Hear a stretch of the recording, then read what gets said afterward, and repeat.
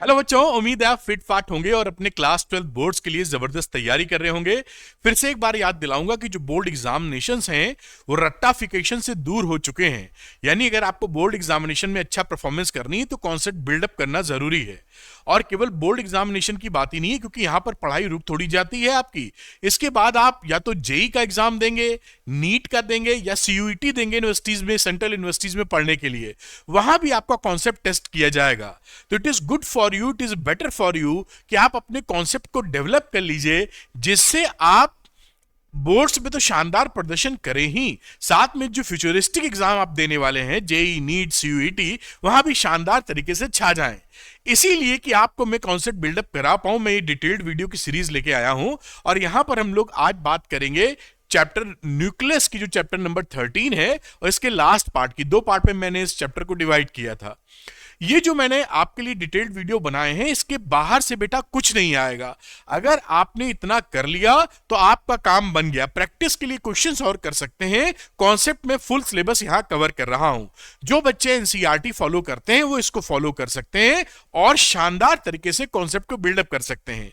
अगर आप ये चाहते हैं कि फिजिक्स आसान भाषा में आपको समझ में आए और वीडियो देखने के बाद न्यूमेरिकल देखने लगे, न्यूमेरिकल निकलने लगे, दिखने भी लगे और निकलने भी लगे, तो आप अरविंद एकेडमी चैनल को झट से सब्सक्राइब कर लीजिए फॉर टॉप क्वालिटी कंटेंट। और इसके पहले की जो चैप्टर्स हैं या जो पार्ट्स हैं, उनका वीडियो देखने के लिए कि आप देख सकें आराम से, मैं डिस्क्रिप्शन में उनकी प्लेलिस्ट का लिंक लगा दे रहा हूं, जिससे आप लाइन से उन लेक्चर्स को देख सकें। और इससे फायदा क्या होता है कि जब आप क्रोनोलॉजी सही होती है, सीरियल वाइज आप पढ़ते हैं, तो आपको बहुत अच्छी तरीके से फिजिक्स समझ में आती है और आसान भाषा में आपका काम बन जाता है। तो आप इसको फॉलो करें और अपने कॉन्सेप्ट को सुपर पावरफुल बनाएं। आइए बात को शुरू कर लेते हैं। चैप्टर नंबर 13 न्यूक्लियस की हम लोग बात कर रहे हैं और आज हम लोग पार्ट 2 की बात करेंगे। पार्ट 1 ऑलरेडी कर चुके हैं, जिसका लिंक डिस्क्रिप्शन में मिलेगा। आज बात करने वाले हैं मास एनर्जी रिलेशन की, मास डिफेक्ट की, न्यूक्लियर बाइंडिंग एनर्जी की, binding energy per nucleon and it's variation with mass number, nuclear energy, nuclear fission and nuclear fusion, पूरी चीज कवर करते हुए। तो चलिए बात को आगे लेके चलते हैं। कुछ बच्चों का कहना है कि सर जो आप पढ़ाते हैं उसका अगर पीडीएफ भी उनको मिल जाए तो बहुत आसानी होगी, एनोटेशंस के साथ या लिखावट के साथ। बिल्कुल मिल जाएगा। आप अरविंद एकेडमी टेलीग्राम चैनल को ज्वाइन कर लीजिए, लिंक डिस्क्रिप्शन में दिया है। बस वहां पीडीएफ अपलोड कर देंगे, आपके पास पहुंच गया और आप पढ़ाई के लिए इस्तेमाल करें। कुछ बच्चे मुझसे पढ़ना चाहते हैं तो उनके लिए अरविंद एकेडमी ऐप है। शाम को इस ऐप पर क्लासेस होती हैं बेटा, और लाइव क्लासेस होती हैं जहां पर आप अपने डाउट पूछ सकते हैं कि सर डेरिवेशन कैसे कर रहे हैं आप, ऐसे करें तो क्या हो जाएगा। न्यूमेरिकल का मेथड एक आपने बताया, मेरे मन में दूसरा मेथड है, तो क्या मैं ऐसे कर सकता हूं।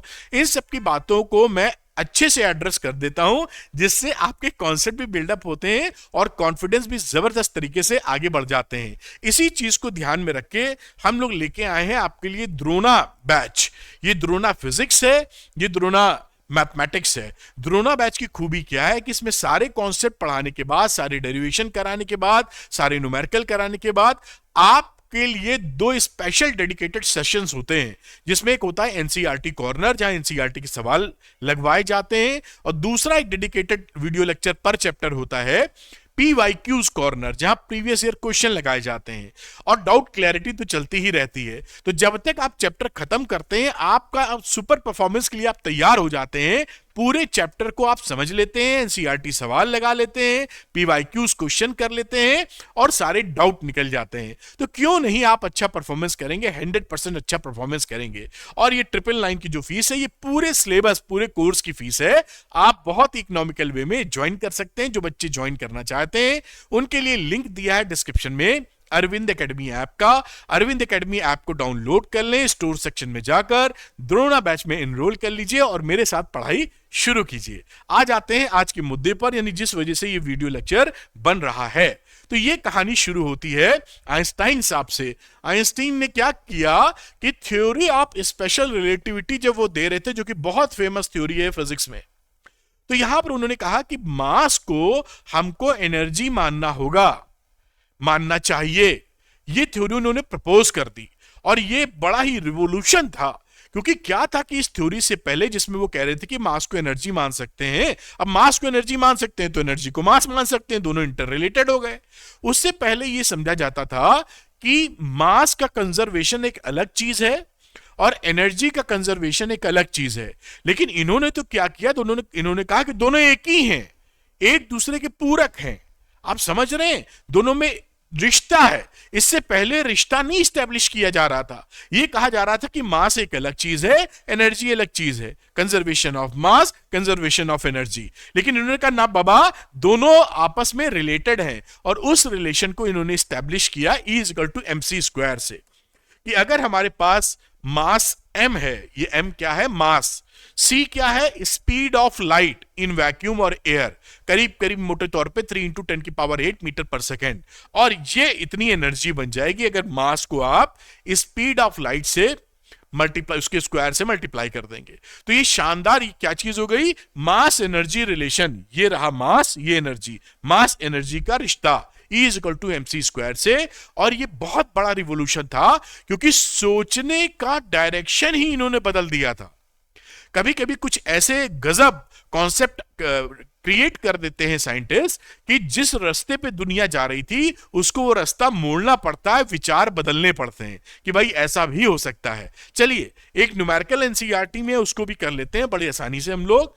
तो ये है एग्जांपल 13.2 बेटा, लिखा है calculate the energy equivalent to 1 gram of the substance. कुछ नहीं करना है, हमारे पास फॉर्मूला है E is equal to mc square.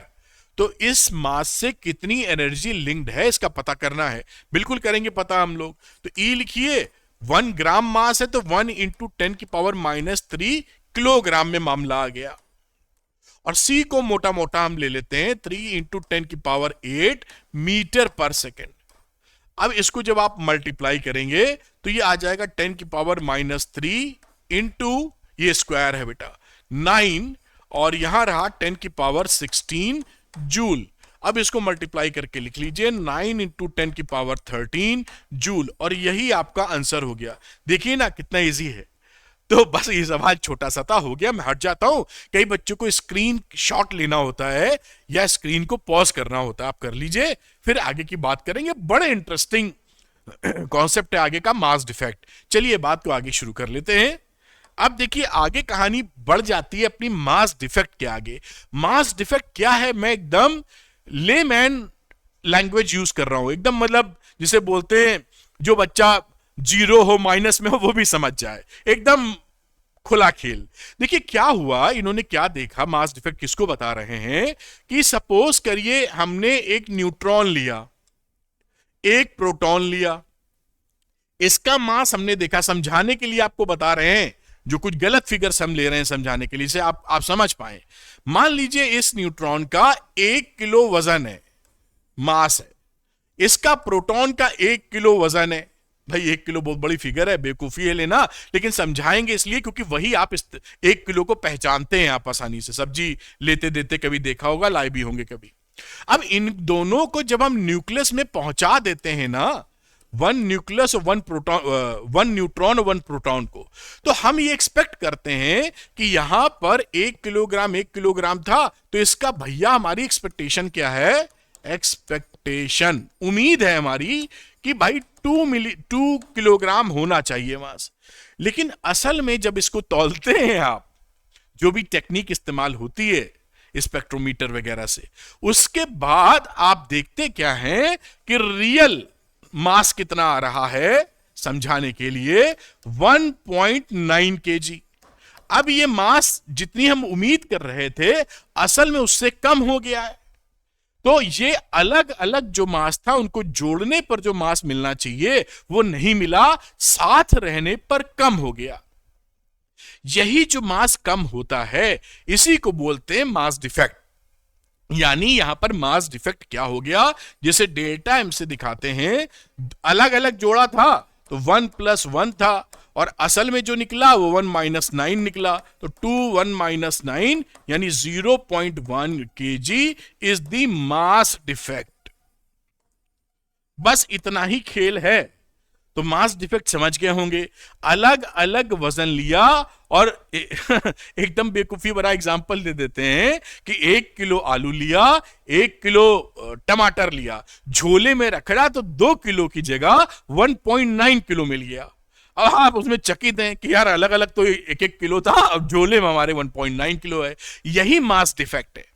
अब आप लड़ मत जाइएगा सब्जी वाले से। एनीवे, आप समझ पा रहे हैं ना कॉन्सेप्ट? इतना सरल कॉन्सेप्ट है। This is the mass effect. अब इसको जो है अपना एटॉमिक न्यूक्लियर लेवल पे लेके आते हैं। तो हमने बड़ा लेमैन एग्जांपल लिया, केजी वेजी की बात करना बेवकूफी है न्यूक्लियस के सेंस में, लेकिन समझ में आसानी से आता है बड़ी, क्योंकि हम केजी पहचानते हैं, दिन में कभी ना कभी उसके क्रॉस आते हैं। खैर, अब देख लेते हैं इसकी बातचीत। समझ गए हैं आप? अलग अलग जो मासेस था जोड़ दीजिए, एक साथ रहने पे मासेस को तौला, वो मास पहले वाले अलग अलग मास से कम आ गया, और जो कमी आई वही मास डिफेक्ट हो गई। खैर, अब लेते हैं यहां पर हम लोग ऑक्सीजन का एग्जाम्पल। यही बात अच्छे से इस लैंग्वेज में लिखी कि आपसे पूछा जाए, अगर भाई पूछा जाएगा तो आप चुस्त दुरुस्त लैंग्वेज में क्या लिखेंगे, नोट्स भी बनाइए इससे, इसीलिए प्रेजेंटेशन है।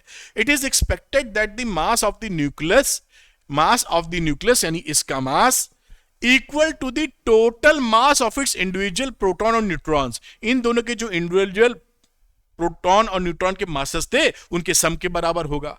हाउएवर, जबकि the nuclear mass m is found to be always less than this, यानी इसका जो न्यूक्लियर मास है इन दोनों के अलग अलग जोड़ से हमेशा कम आ गया। यही मास डिफेक्ट है। अच्छा, एग्जाम्पल के लिए ले लेते हैं, जैसे ऑक्सीजन पकड़ लीजिए। ऑक्सीजन का 8 हो गया आपका एटॉमिक नंबर, एटॉमिक मास 16। तो यहां पर मास ऑफ 8 इलेक्ट्रॉन कितना, 8 न्यूट्रॉन्स कितना रहा? 8 न्यूट्रॉन है, 16 में से 8 घटाया 8 आ गया, 8 न्यूट्रॉन। 8 इंटू ये न्यूट्रॉन का मास, एएमयू में मास होता है न्यूट्रॉन प्रोटॉन का और इलेक्ट्रॉन का, समझ रहे हैं? एटॉमिक मास यूनिट जो पीछे पार्ट 1 में डिस्कस कर चुके हैं। कोई दिक्कत हो फट से जाके कंसल्ट कर लीजिए, मजा आ जाएगा। तो इसको 8 से मल्टीप्लाई कर दो साहब। ये मास ऑफ 8 प्रोटॉन है, क्योंकि 8 प्रोटॉन है इसमें अंदर, तो 8 से इसको मल्टीप्लाई कर दिया। और इसके अंदर कितने इलेक्ट्रॉन है? क्योंकि एटम जो है वो इलेक्ट्रिकली न्यूट्रल है, तो जितने प्रोटॉन हैं उतने ही इलेक्ट्रॉन हैं। तो इलेक्ट्रॉन कितने मिल गए भाई साहब? 8 इंटू ये इलेक्ट्रॉन का मास हो गया। बहुत बढ़िया। और हमने ये उम्मीद की कि ये जो न्यूक्लियस का मास होना चाहिए उसमें तो भैया 8 प्रोटॉन कहां गया? 8 प्रोटॉन 8 न्यूट्रॉन होते हैं। तो मास ऑफ एक्सपेक्टेड मास देखिए लिखा है। तो हमने ये उम्मीद की कि m एक्सपेक्टेड मास न्यूक्लियस का कितना होना चाहिए? वो होना चाहिए 8 इंटू 1.00866 ये मास, प्लस इसका मास 8 इंटू 1.00727। इन दोनों को जोड़ेंगे तो ये आ जाएगा 16.12744। इतना मास होना चाहिए, हमारी एक्सपेक्टेशन थी।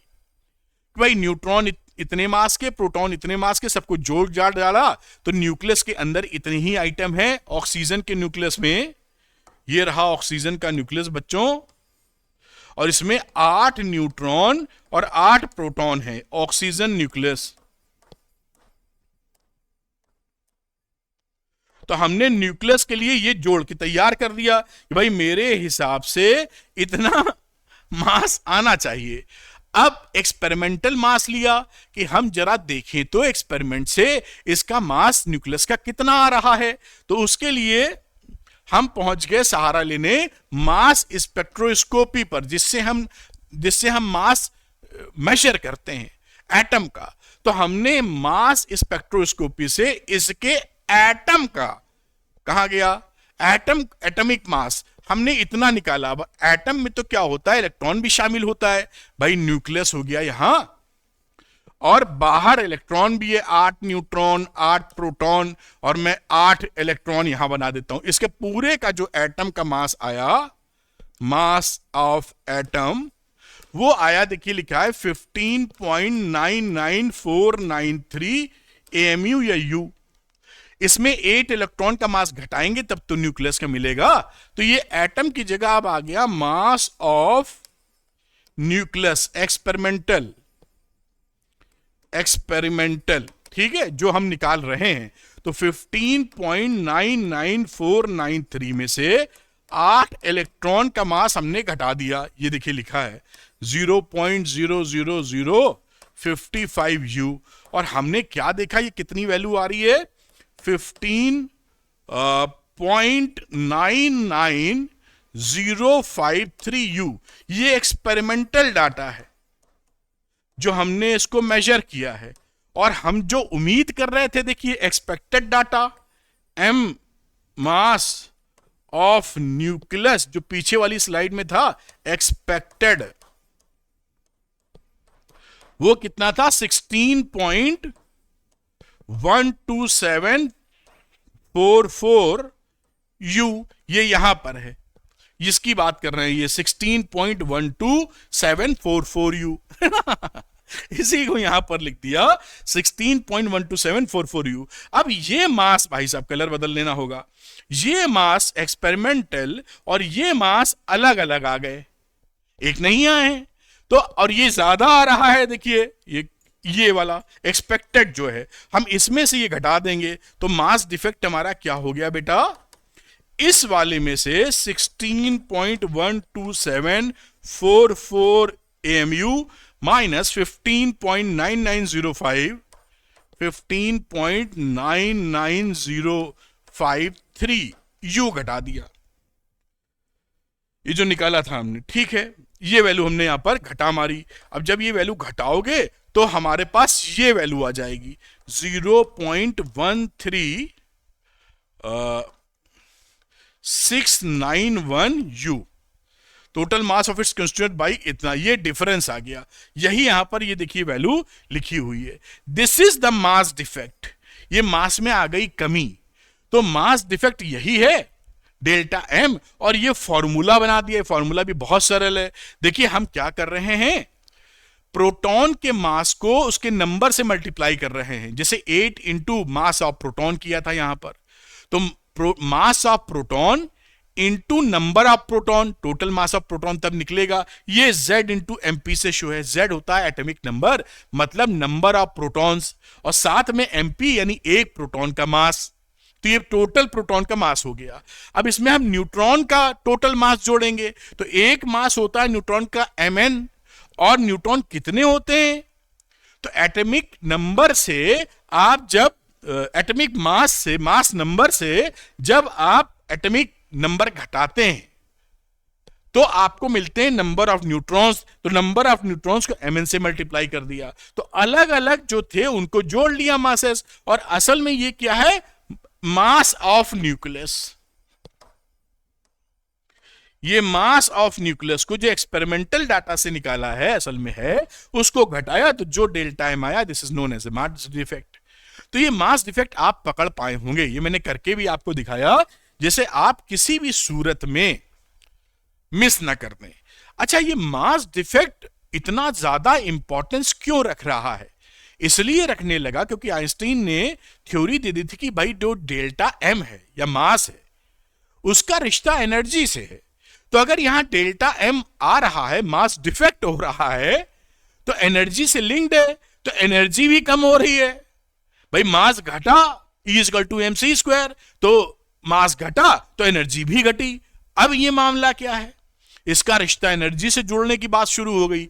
बस यहां पर एक कॉन्सेप्ट आ गया, और बाइंडिंग एनर्जी। बहुत ही सरल, क्योंकि मास डिफेक्ट का रिश्ता एनर्जी से है, और एनर्जी होती है बाइंडिंग एनर्जी। अभी इसको भी समझ लेते हैं, मोहब्बत से समझ में आ जाएगी, बहुत ही सरल कॉन्सेप्ट है। अगली बात शुरू हो जाती है बाइंडिंग एनर्जी से। अब हम ये लिखा ना, what is the meaning of the mass defect, तो हमने आपको समझाया मास डिफेक्ट का मतलब है मास में कमी, निगेटिव मास कंट्रीब्यूट हो रहा है न्यूक्लियस को, अलग अलग ज्यादा थे, एक साथ मिलकर कम हो गए, तो एनर्जी भी कम हो गई पहले से। पहले अलग अलग एनर्जी ज्यादा थी, अब हमारे पास मास कम है, E=mc², तो एनर्जी भी कम है। तो ज्यादा से कम, भाई अलग अलग थे, समझो ये अलग अलग थे, तो इनकी एनर्जी थी, फिर समझा रहे हैं फालतूगिरी, यानी 10 जूल, और एक साथ जब आ गए तो इनकी एनर्जी हो गई 9 जूल। तो ये जो घटोतरी हुई किसकी, 1 जूल की, ये कहां गई, ये रिलीज हो गई, ये निकल गई, और निकल गई तो बस खेल शुरू हो गया। बात समझ में आ रही है क्या, तो ये निकल गई यहां पर, और इसी की कहानी कुछ हमारी बन जाएगी बाइंडिंग एनर्जी से। आइए समझ लेते हैं, फट से आप समझ जाएंगे। तो ये आप समझ चुके थे, if one wants to break the, अब इसकी बात दूसरी तरीके से समझा रहे हैं। देखिए कितना आसान। अब ये कह रहे हैं भैया अगर ये जो न्यूट्रॉन और प्रोटॉन साहब थे, इसको अगर हम कहें कि भाई न्यूक्लियस से मुझे निकालना है, तो निकलने पर इतनी एनर्जी होल्ड करते हैं, तो हमें इतनी एनर्जी पहुंचानी होगी तब ये अलग होंगे। तो हमको इस न्यूक्लियस को 1 जूल एनर्जी की इसको कमी है अभी, क्योंकि अलग रहने के लिए 10 जूल चाहिए। इसको 1 जूल एनर्जी हम प्रोवाइड कर देंगे तो ये अलग अलग हो जाएगा। थ्योरेटिकली ऐसा होता नहीं, ऐसा कर नहीं पाते न्यूक्लियस इतने आराम से टीयर अप नहीं किया जा सकता, लेकिन हम लॉजिक तो समझ ही सकते हैं। बात पकड़ में आ रही है ना कि अगर हम लोग इसके अंदर से, किसके अंदर से, न्यूक्लियस के अंदर से न्यूट्रॉन और प्रोटॉन को अलग अलग करना चाहें, तो हमको जो अलग अलग रहने पर जो एनर्जी चाहिए होती है उतनी कर देनी होगी, तो ये निकल लेंगे। अभी तो बंधन में है। एक एग्जाम्पल मन में आ रहा है देने का, मैं सोच रहा हूं, जैसे आप और आपका दोस्त किसी इंजीनियरिंग करने गए, डॉक्टरी करने गए, कहीं कहे बाहर, बॉम्बे गए, दिल्ली गए, वहां पर आप दोनों लोग ने मिलकर एक रूम ले लिया रहने के लिए। तो रूम मिलके क्यों लेते हैं रहने के लिए? एक सबसे बड़ी इंपॉर्टेंट चीज होती है उसमें कि हम 2 लोग 3 लोग साथ ले लेते हैं लड़के लोग, इसलिए कि हम अलग अलग लेंगे फ्लैट या रूम तो महंगा पड़ेगा, साथ में रह लेंगे तो सस्ता पड़ेगा। अलग रहने का भाड़ा है, अगर मान लीजिए 2 लड़के ले रहे हैं, अलग रहने का भाड़ा दोनों का पड़ रहा है 10-10 हजार रुपए, और एक साथ में 10 हजार में दोनों रह रहे हैं, तो डेफिसिट हो गया ना। बाहर अगर रूम छोड़ना चाहेंगे तो हमको टोटल 20 हजार रुपए चाहिए, 10 इसको देने, 10 इसको देने। जबकि दोनों साथ हैं तो केवल 10 देने, एक को 5 देने, इसको 5 देने। अगर ये साथ जो रह रहे हैं इनको हम अलग करना चाहें तो हमको 5,000 इसको, 5,000 इसको पकड़ाने पड़ेंगे, तब ये अलग होंगे, बढ़िया अलग अलग रूम में रहेंगे। कुछ ऐसा ही है। यानी आप समझ पाए ना कि इन न्यूट्रॉन और प्रोटॉन की भी मजबूरी हो गई इस समय कि इनके पास 1 जूल की एनर्जी की कमी है, जिसकी वजह से ये साथ साथ है, रूममेट्स है। और अगर किसी तरीके से इनको आप 1 जूल बची हुई एनर्जी दे दें जो कि इनको अलग अलग रहने के लिए चाहिए, तो खट से अलग हो जाएंगे। असल में इतने आराम से अलग नहीं होंगे। ध्यान रखिएगा, ये tearing of nucleus is not so much easy, उसके लिए और कलाकारी करनी पड़ती है, लेकिन लॉजिक क्लियर होता है। बात समझ में आई? अब यहां पर ये एक तरह का डेफिनेशन है कि बाइंडिंग एनर्जी, यही जो है हमारी जो है, ये जो यहां पर आई है, ये बाइंडिंग एनर्जी है। तो if one wants to break the oxygen nucleus into 8 proton 8 neutron, जो हमने एग्जांपल लिया था, तो मास डिफेक्ट के बराबर, याद है ना कि यहां पर ऑक्सीजन के लिए 8 न्यूट्रॉन थे, 8 प्रोटॉन थे, न्यूक्लियस के अंदर लेके आए थे तो 8 प्रोटॉन 8 न्यूट्रॉन। इसका अलग अलग मास m है, अलग अलग को लिख देते हैं सेपरेटेड मास, और इसका मास लिख देते हैं न्यूक्लियस का मास। तो इन दोनों का जो डिफरेंट था ms माइनस mn, वो था हमारा डेल्टा m। तो यही अगर हम E is equal to delta mc square निकालते हैं तो this energy is known as binding energy. यही बाइंडिंग, यानी इस केस में 1 जूल हमारी बाइंडिंग एनर्जी है। ये इसको बांधे रखने की मजबूरी है, ऐसे समझ लीजिए। 1 जूल की कमी है एनर्जी की, 1 जूल एनर्जी दोगे तो निकल लेंगे ये। तो यहां पर इनकी देख रहे हैं बाइंडिंग एनर्जी आपस में जब आए हैं तो 1 जूल की बाइंडिंग एनर्जी बनी है। पकड़ में आई होगी बात। अब ये बाइंडिंग एनर्जी की डेफिनेशन कहीं लिखने को आ जाए तो बाइंडिंग एनर्जी को EB दिखा रहे हैं। If a certain number of neutrons and protons are brought together, if a certain number of neutron and proton, ये P आर ब्रॉट टुगेदर, एक साथ ला रहे, brought together to form a nucleus of a certain charge and mass. आप एक nucleus बना रहे हैं जिसका सर्टेन मास और सर्टेन चार्ज होगा। EB will be released in the process. EB will be release, जब इन दोनों को साथ लाएंगे तो 1 जूल रिलीज हुआ, साथ लाए तो एनर्जी रिलीज हुई। This released energy is known as a binding energy. In the process the energy EB is called the binding energy of the nucleus. बात पकड़ में आ गई?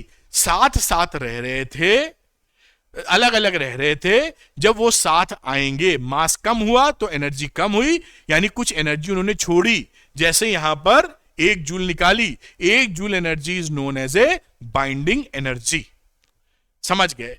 अब यहीं पर हम लोग रुकते नहीं हैं, हम लोग एक कहानी और कहते हैं कि जो बाइंडिंग एनर्जी हमारे पास आई है वो हम बाइंडिंग एनर्जी पर न्यूक्लियॉन निकालना चाहते हैं। हम ये जानना चाहते हैं कि भाई ठीक है, ये साथ में ये 8 न्यूट्रॉन 8 प्रोटॉन ऑक्सीजन के न्यूक्लियस में है तो इसकी टोटल बाइंडिंग एनर्जी फलाना है।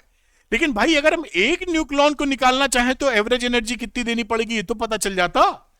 सामान लेने गए आप, जैसे किसी जनरल स्टोर पे समझ लीजिए लेने, या किसी आप सब्जी तो खरीदते नहीं होंगे, बहुत कम से कम आइडिया होगा। आप सब्जी खरीदने पहुंचे, उसने आपको रेट बताया कि भाई ऐसा है कि हम आपको ये जो आलू है 10 किलो ये 100 रुपए में देंगे।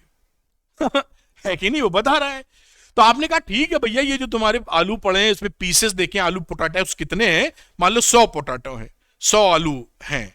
तो तुमने ये बोलोगे खट से ना कि भैया एक आलू कितने का है ये तो बता दो, कि हमें मान लीजिए 5 ही आलू खरीदने हो, हमें 100 आलू नहीं खरीदने, तो हम 5 आलू का पैसा देके निकल लेंगे।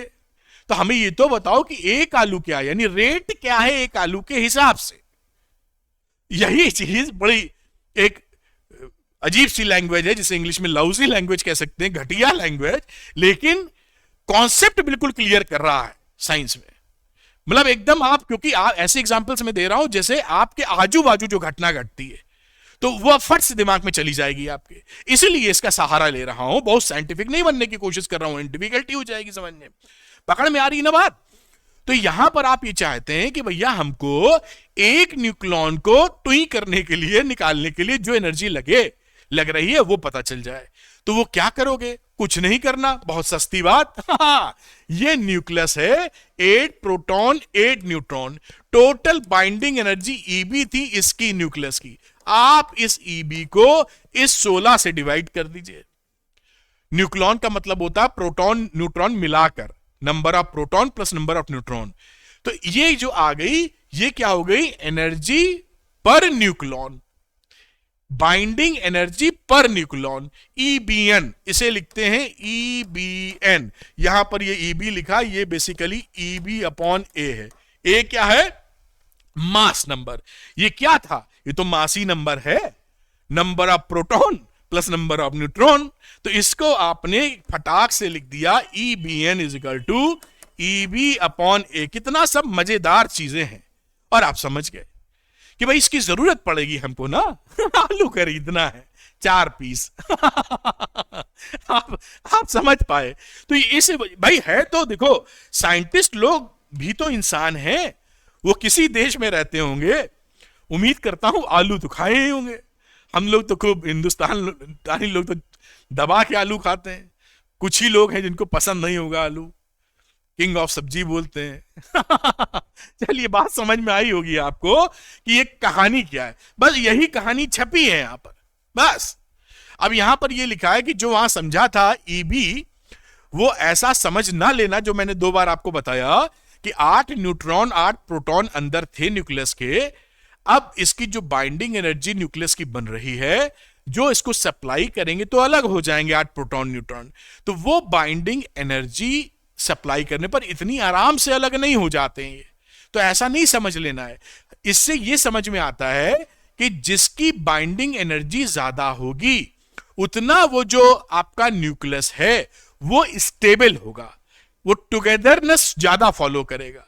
आप ऐसे समझ में आ रही है बात ना?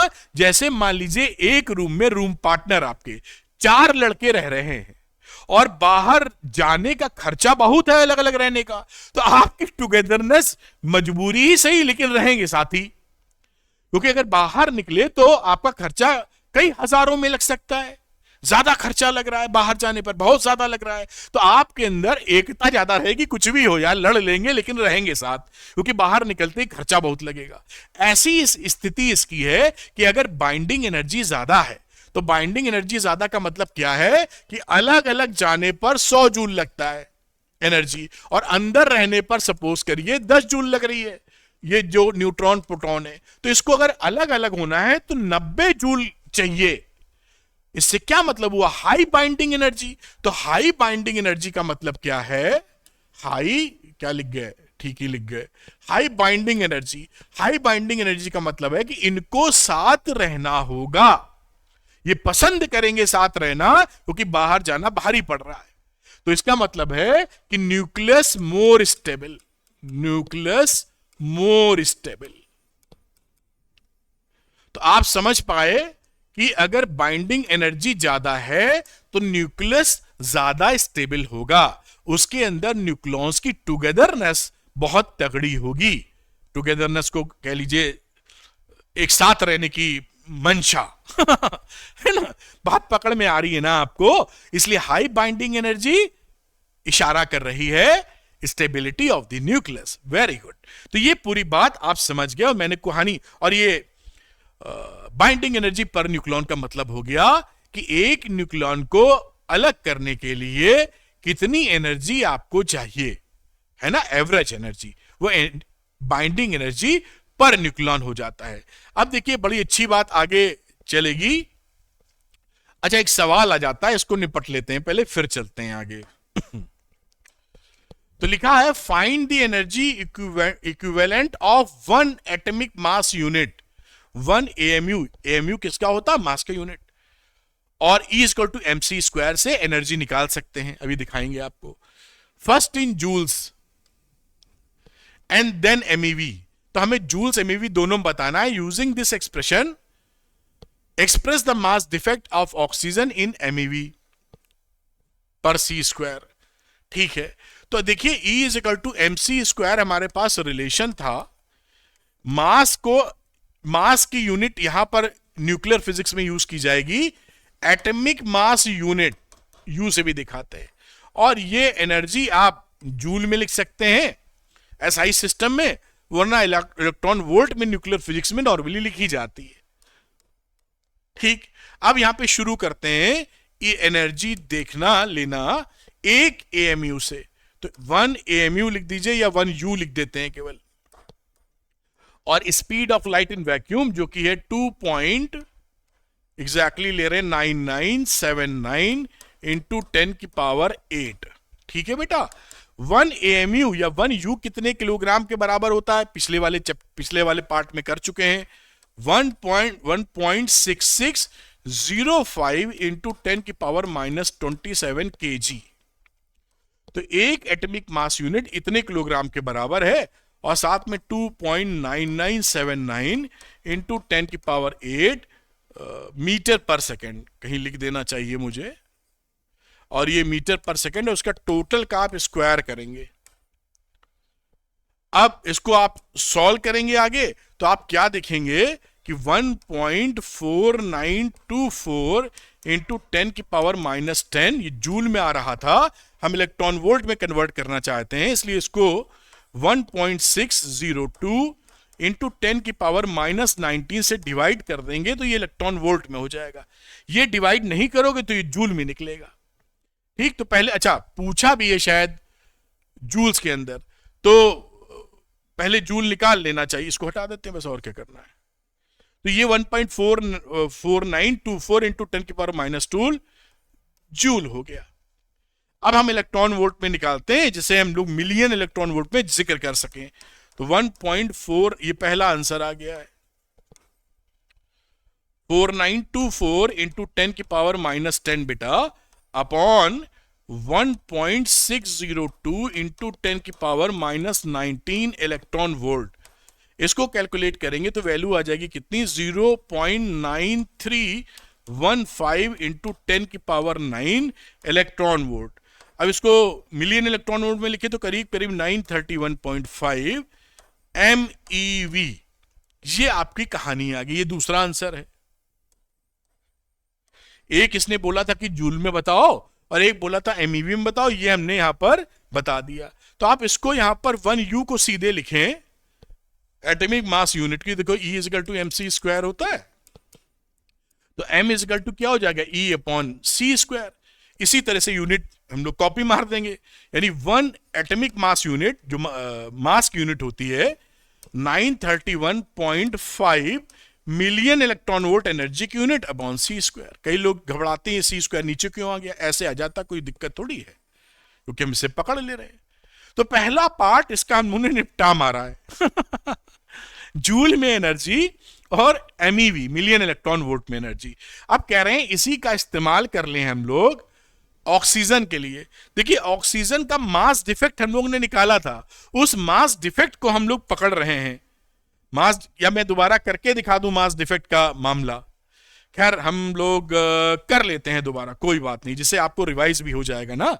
तो देखिए अलग अलग मास क्या था, मास ऑफ 8 न्यूट्रॉन, ऑक्सीजन की बात कर रहे हैं अब, O816, तो इसमें 8 न्यूट्रॉन 8 प्रोटॉन, तो मास ऑफ न्यूट्रॉन्स 8 न्यूट्रॉन्स,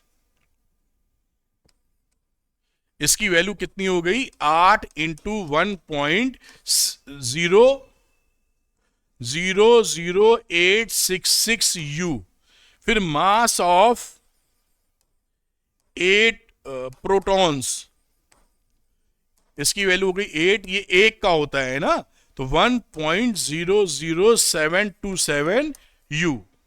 अब इसको 8 8 जोड़ दीजिए, तो mass of expected nucleus, mass of expected oxygen nucleus, इन दोनों का एडिशन, इनको ऐड करोगे तो वैल्यू आ जाएगी 16 पॉइंट, ये ऐड करना है, मैं ऐड लिख दूं क्या, 8 इंटू 1.00866 प्लस 8 इंटू 1.00727, और इसको आप जब दोनों को ऐड करोगे तो 16.12744 यूनिट AMU, ये आ गई एक्सपेक्टेड। अब हमारा एक्सपेरिमेंटल जो मास होता है, जो हमने कैलकुलेट किया हुआ है, वो क्या है, एक्सपेरिमेंटल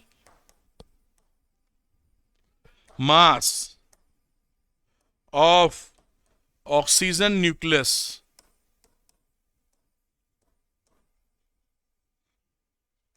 वो वैल्यू कितनी है, तो वो वैल्यू है आपकी 15.99053 AMU। तो मास डिफेक्ट कितना हो गया, डेल्टा M, इसकी वैल्यू होगी 16.12744 माइनस 15.99053, इसको घटाओगे तो आ जाएगा 0.13691 AMU। अब E is equal to MC square, हम जान रहे थे कि एक AMU कितनी एनर्जी दे रहा है, मोटे तौर पे 931 ही लेते हैं, मैं 931.5 ले रहा हूं मिलियन इलेक्ट्रॉन वोल्ट। ये एनर्जी, इतना मास हमको इतनी एनर्जी देता है। अभी हमने इसी सवाल में इसको हमने दिखाया है। तो यहां पर कितनी एनर्जी मिलेगी, तो वो आपको जो एनर्जी मिलेगी उसको इन दोनों को मल्टीप्लाई कर दो, एनर्जी रिलीज्ड, इसे कह सकते हैं, वो हो गई 931.5 इंटू 0.13691, और ये आ जाएगी 127.5 मिलियन इलेक्ट्रॉन वोल्ट। ये एनर्जी, ये आपका फाइनल आंसर हो गया, इतनी एनर्जी रिलीज हुई है। यहां तक यही पूछा था, एक बार चेक कर लेते हैं, फिर आप पूरा कॉपी कर लीजिएगा। Using the express the mass defect of, mass defect कह रहा है ये एनर्जी रिलीज है, तो मास डिफेक्ट आप कैसे लिख देंगे, मास डिफेक्ट का मतलब हो गया, बात करें तो इसको लिख सकते, मास डिफेक्ट को एनर्जी के फॉर्म में अगर लिखना चाहें तो 127.5 MeV अपॉन C स्क्वायर लिख देंगे। ये मास डिफेक्ट है in the form of energy, वरना डेल्टा M तो निकाल ही लिया था हम लोगों ने। ठीक, तो इस तरह से आप इसको कॉपी कर लीजिए और बढ़िया तरीके से समझिए, जैसे कोई भी ट्विस्ट आए सवाल में तो आपको परेशान ना कर पाए। इसीलिए तो मैं बिल्कुल इंटरेस्टिंग मैनर में और एग्जाम्पल दे दे के बता रहा हूं, सुपर कॉन्सेप्ट बनने चाहिए आपके। चलिए इसको नोट करें, फिर आगे की चर्चा को जारी रखेंगे। ठीक है, तो देखिए लिखा था ना मास डिफेक्ट को MeV अपॉन C स्क्वायर में, इसलिए MeV अपॉन C स्क्वायर में रिप्रेजेंट हम लोगों ने यहां पर किया है। MeV यूनिट होती है एनर्जी की और C तो होती है स्पीड ऑफ लाइट। समझ में आई होगी पूरी बात। तो मैं हटता हूं 2-4 सेकंड के लिए, आप इसको नोट कर लीजिए बेटा, और अगला कार्यक्रम इसके आगे का करेंगे। तो इसको थोड़ा सा ऊपर कर देते हैं जैसे पूरी बात आपको आ जाए। नोट कर लें बेटा, नोट कर लिया होगा आपने। चलिए एक कदम और आगे बढ़ाते हैं आगे की चर्चा को। बड़ा ही सुंदर एक सवाल दिख रहा है। इस सवाल को हम लोग करते हैं, बड़ा आसान सवाल है, वैसे ही है जो पैटर्न अभी यूज किया था। बस देखिए फटाफट इसको करते हैं। लिखा है a neutron is absorbed by a lithium nucleus, thus subsequent emission of an alpha particle, calculate the energy released in MeV in this reaction। तो ये जो रिएक्शन होती है, मैं इधर लिखता हूं, ये रिएक्शन मालूम होनी चाहिए वरना गुड़बड़ हो जाएगी। ये रिएक्शन क्या है? Li36 प्लस न्यूट्रॉन लगा इसमें और बनेगा 2He4 और एक आइटम बना 1H3 और साथ में एनर्जी रिलीज। क्यों मतलब एनर्जी है, क्वेश्चन ना समझ लेना यार। ये इक्वेशन हमको पता होनी चाहिए, वरना अगर ये इक्वेशन हमको नहीं मालूम हुई तो कैसे लगाएंगे फिर हम लोग, है ना। तो चलिए बात को शुरू कर लेते हैं। शुरुआत का मास और बाद का मास। तो शुरू का टोटल, ये इनिशियल मास है, कलर बदलना चाह रहे हैं, इसका मास हम लोग निकाल रहे हैं। इसको लिख रहे हैं टोटल इनिशियल मास, और ये फाइनल मास हो जाएगा। ये इनिशियल मास कितना हो जाएगा, जहां जगह शायद कम पड़ जाए, मैं इधर से शुरू करता हूं। तो 3 इसकी लिथियम का लिखा होगा शायद, ये मास ऑफ लिथियम लिखा है। तो इसको हम लोग एक साथ क्या है 6.015 1 to 6, ये इतना लिथियम का, न्यूट्रॉन का भी यहां दिया है 1.008 1.0086654। तो ये इनिशियल मास, इन दोनों को ऐड कर दीजिए 7.0237914 AMU, या U लिख सकते हैं। AMU या U एक ही बात होती है, इनिशियल। अब बाद का मास जो है, इनिशियल से फाइनल मास कम होगा तभी एनर्जी रिलीज है, मास डिफेक्ट हो गया, इक्वेशन में चल रहा है अब। और ये इसे क्या कह रहे हैं, फाइनल मास। तो यहां पर अब लिख देते हैं हम लोग टोटल फाइनल मास। टोटल फाइनल मास, तो टोटल फाइनल मास मतलब इस तरह का, पहले हीलियम ले लीजिए, हीलियम अल्फा पार्टिकल लिखा 4.0026044, तो 4.0026044, और इसमें ये 1H3 आप ऐड कर दे टाइट्रॉन का 3.01, बाकी 0 है तो छोड़ देते हैं, है ना। हाँ, तो अब इसको जोड़ दीजिए आप, जोड़ेंगे तो वैल्यू कितनी आ जाएगी 7.012604 AMU। ये इनिशियल और फाइनल आ गया। मास डिफेक्ट क्या हुआ बेटा, अब मास डिफेक्ट जिसे हम डेल्टा M कहने वाले हैं, पहले वाले में से बाद वाला घटा दो तभी तो कम होगा मास। 0237914 माइनस 7.0126044। अब इसमें से आपने इसको घटा दिया है, आप सब्सट्रैक्ट कीजिए तो वैल्यू आ जाएगी 0.0111870 AMU। इतना मास डिफेक्ट आ गया। एनर्जी रिलीज कितनी हुई, एक AMU में एनर्जी रिलीज आप मोटे तौर पे 931 MeV लेते हैं, अभी हमने देखा है। इसी का इस्तेमाल कर कर इतनी AMU में कितनी एनर्जी रिलीज होगी, तो एनर्जी रिलीज्ड इतने को हम 931 से मल्टीप्लाई कर देंगे, 0 1 2 3 870 इंटू 931, और ये वैल्यू आ जाएगी 10.415 मिलियन इलेक्ट्रॉन वोल्ट, और यही आपका आंसर आ गया है। बस इस सवाल को ऐसे करना था, कोई दिक्कत नहीं, आपके बोर्ड में एक बार आ भी चुका है। इसके बाद बहुत ही शानदार कॉन्सेप्ट पढ़ने वाले हैं, ग्राफ पढ़ेंगे। अब चलिए इसको नोट कर लीजिए पहले, जिससे आपके पास कहानी सेट हो जाए फिर आगे चलें। तो चलिए इसको नोट किए होंगे। अब हम लोग पढ़ने वाले हैं बाइंडिंग एनर्जी कर्व। ये बाइंडिंग एनर्जी कर्व क्या होता है? एक तरफ हमने लिखा है बाइंडिंग एनर्जी पर न्यूक्लियन, जिसे हम लोग BEN कहते हैं। ये क्या है? बाइंडिंग एनर्जी पर न्यूक्लियन लिखा होगा कहीं, खैर चलिए आप देख ही पा रहे हैं। और शॉर्ट में हमने सिंबॉलिक EBN लिख रहे थे। ये क्या होता है? बाइंडिंग, लिख दूं नहीं कि आप रह जाए, एनर्जी पर न्यूक्लियन। उम्मीद है ये पूरी बातों को आप हजम कर पा रहे होंगे। तो एक तरफ हमने BN को दिखाया है इस कर्व में, और दूसरी तरफ हमने मास नंबर को दिखाया है, A को। A क्या होता है? मास नंबर, क्योंकि न्यूक्लियस में कितने खिलाड़ी हैं वो मास नंबर से ही साबित होगा, A से, number of neutron plus number of proton. ठीक, अब देखिए यहां पर क्या लिखा हुआ है, जो मैं आपको बता चुका हूं, रिपीट कर रहा हूं जिससे पकड़ मजबूत हो जाए आपकी। The value of binding energy per nucleon of a nucleus gives A measure of the stability of that nucleus। भाई बाइंडिंग एनर्जी BN किसी की ज्यादा होना या बाइंडिंग एनर्जी पर न्यूक्लियन ज्यादा होना उसको साथ रहने पे मजबूर करता है, मतलब टुगेदरनेस या स्टेबिलिटी ऑफ न्यूक्लियस ज्यादा होगी। तो हमेशा ये ध्यान रखिएगा, मैं फिर से लिख रहा हूं, अगर BEN ज्यादा तो स्टेबिलिटी ऑफ न्यूक्लियस ज्यादा। इस बात को दिमाग में रखिएगा कि जब भी बाइंडिंग एनर्जी BEN ज्यादा, binding energy per nucleon, stability of nucleus बढ़ जाएगी। स्टेबिलिटी बढ़ने का मतलब है कि वो जल्दी अलग नहीं होना चाहेंगे, यही स्टेबिलिटी का मतलब है।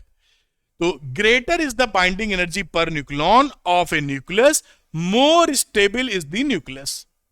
बढ़िया, समझ गए आप। अब हम इस कर्व की चर्चा करेंगे और इसमें क्या चीजें ऑब्जर्व हो रही हैं उसकी बात, और कंक्लूजन कुछ मजेदार, कुछ मैंने यहां पर क्रिएटिवनेस भी लगाई है जो NCERT में नहीं थी और किसी किताब में भी नहीं है समझाने के लिए आपको। ठीक है, देखते हैं ये कर्व। ये क्या है? बाइंडिंग एनर्जी कर्व, या BEN कर्व भी बोल देते हैं। BEN कर्व का मतलब binding energy per nucleon versus mass number, A से जो रिप्रेजेंट कर रहे हैं। आइए देखते हैं इसके अंदर क्या चीज ऑब्जर्व हो पा रही है हमारी। तो BEN कर्व या ऑब्जर्वेशन क्या मिला? देखिए यहां पर मैं रेड कलर लगा लेना चाहूंगा जिससे अलग से दिखे। यहां पर लिखा है कि जो मास नंबर है 30 और 170 के बीच, अब यहां नहीं दिखेगा, ये देखिए 30 और 170 के बीच, यहां जो BEN है, बाइंडिंग एनर्जी पर न्यूक्लियन, ये लगभग प्रैक्टिकली कांस्टेंट है, ये बदल नहीं रही है, मोरलेस एक जैसी है। आइए कर्व में देखते हैं, ये 50 है, 25 है, 30 कहीं यहां आ जाएगा, 30 कहीं यहां ले लो मोटे तौर पर, यहां से लेकर 170, 75 है तो 170 यहां ले लो। इसके बीच में अगर आप ध्यान दें, ये कर्व देखिए, जिसे आपको बहुत दिनों तक याद रह सकता है, कुछ ऐसे। यहां देखिए लगभग बराबर है इतने हिस्से में, देख पा रहे हो ना? ये जो BEN है इस समय, ये BEN मोर और लेस कांस्टेंट है। ये ऑब्जर्वेशन है from the graph BEN versus A बनाया और उसमें ये बात दिखी। अब देखिए the curve has a maximum. अब इस कर्व में मैक्सिमम मिनिमम वैल्यू किसकी मिली? तो मैक्सिमम मिल रहा है BEN 8.75 MeV for A is equal to 56। A is equal to 56 किसका है? आयरन का। ये देखिए ये 56 है ना, 1 तो इसका हाईएस्ट BEN है, हाईएस्ट BEN किसका? इस आयरन का। लोवेस्ट किसका है? तो लोवेस्ट आपको मिल रहा है 7.6 MeV, A is equal to 238। 238 ये यूरेनियम है, इसका लोवेस्ट लिख देते हैं। मिनिमम लिखा, क्या लिखा है? एंड एज ए वैल्यू इतना फॉर, ठीक है, ये मिनिमम नहीं कहना चाहिए, मिनिमम है नहीं, हो सकता इसके नीचे भी जाते हैं, मिनिमम कहां हो जाएगा, ये नीचे वाले हैं। तो इसकी जो वैल्यू है BEN की, ये हाईएस्ट तो है, इसकी BEN की जो वैल्यू है वो है आपकी 7.6 MeV। एक ये भी चीज हमको दिखी, और एक सेकंड पॉइंट में चीज दिखी, देखिए number 2, EBN is lower for both. अब इसको मैं कलर बदलना चाहूंगा। जो EBN है, बाइंडिंग एनर्जी पर न्यूक्लियन, वो अगर आप 30 से कम जाते हैं मास नंबर पर, 30 कहां था, मोटे तौर पे मैंने 30 को यहां बनाया था, 50 है, ये 25 हो जाएगा, 30, इससे नीचे जाते हैं मास नंबर यानी ए इज लेस देन 30 पर, तो आप देखते हैं बीएन घट रहा है, यही बात लिखी है। और जब 170 से ऊपर जाते हैं देखिए तो भी घट रहा है, यानी जब ए इज ग्रेटर देन 120 है उस समय भी बीएन फॉल करता हुआ दिख रहा है। और इसके बीच में जहां ए था 30 के ऊपर और 170 के नीचे, तो बीएन हम लिख देते हैं अप्रोक्सीमेटली कांस्टेंट, जिससे इस बात को आपको ध्यान रखने में आसानी आ जाए, पकड़ में आई होगी बात इस तरीके से ना, ये दिमाग में रखिएगा क्योंकि यही सब खेलना है हम लोगों को। अब हम ये देखना चाहते हैं ये जो हमारे पास ऑब्जर्वेशंस आए, इनसे क्या कंक्लूड कर सकते हैं, क्या समझ सकते हैं, साइंटिस्टों ने क्या समझा, तो ये समझा। इसके बाद देखिए यहां आ गए, एक एक करके समझेंगे, मजा लेंगे। तो द फोर्स इज, अब देखिए बीच में क्या था, ये एमईवी में फिगर्स आ रही है ना, binding energy per nucleon MeV में आ रही है, एमईवी बहुत अच्छी खासी एनर्जी है, बड़ी एनर्जी है। तो इससे क्या दिख रहा है, the force is attractive and sufficiently strong, क्योंकि एमईवी ज्यादा है, एनर्जी ज्यादा है तो स्ट्रॉन्ग फोर्स होगा, तो strong to produce a binding energy of few MeV per nucleon.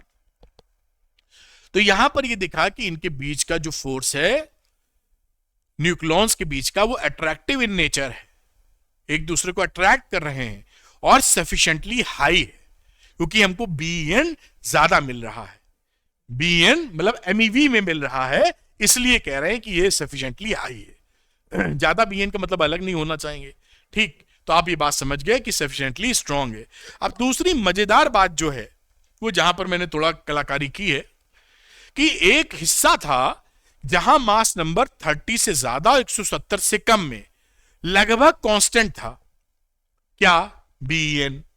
तो ये बात जो लिखी थी इसके बीच में यहां से लेकर यहां तक जो कांस्टेंट था, ये कंसिस्टेंसी, बदलाव ना होना, क्यों हो रहा है ऐसा, वो होता है consequence of that fact that nuclear force is a strong ranged force.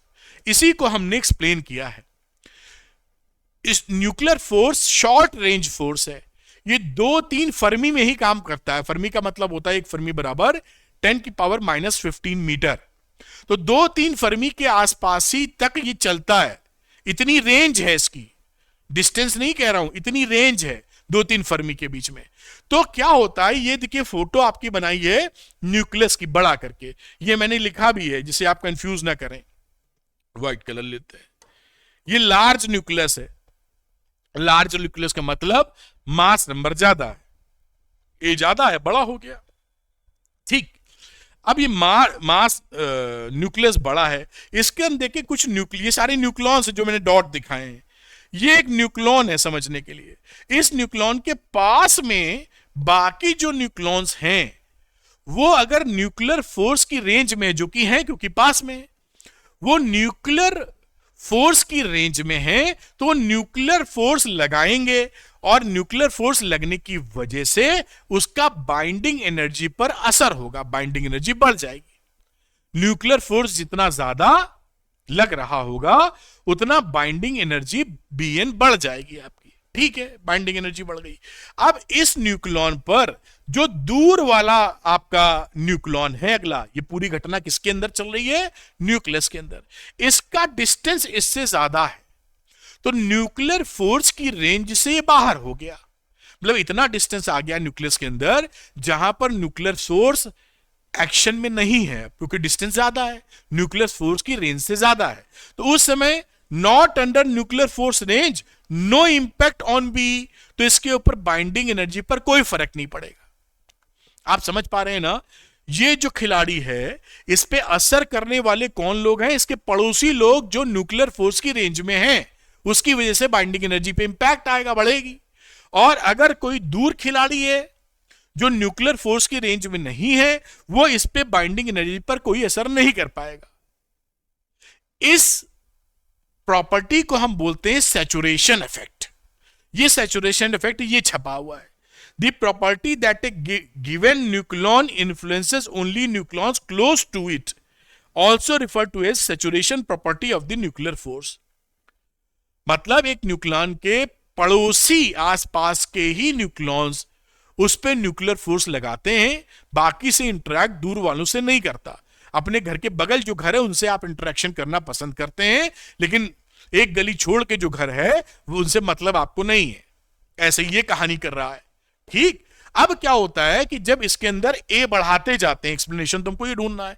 अब ए हमने और बढ़ाया, 30 से 170 के बीच की रेंज की बात कर रहे हैं। तो जब हम एक न्यूक्लियन इसके अंदर आता है तो ये न्यूक्लियंस आपस में होते हैं, सरफेस पे नहीं होते, कोर में होते हैं, सेंटर के आसपास। तो ये जो बाकी दूसरा आपने घुसेड़ा यहां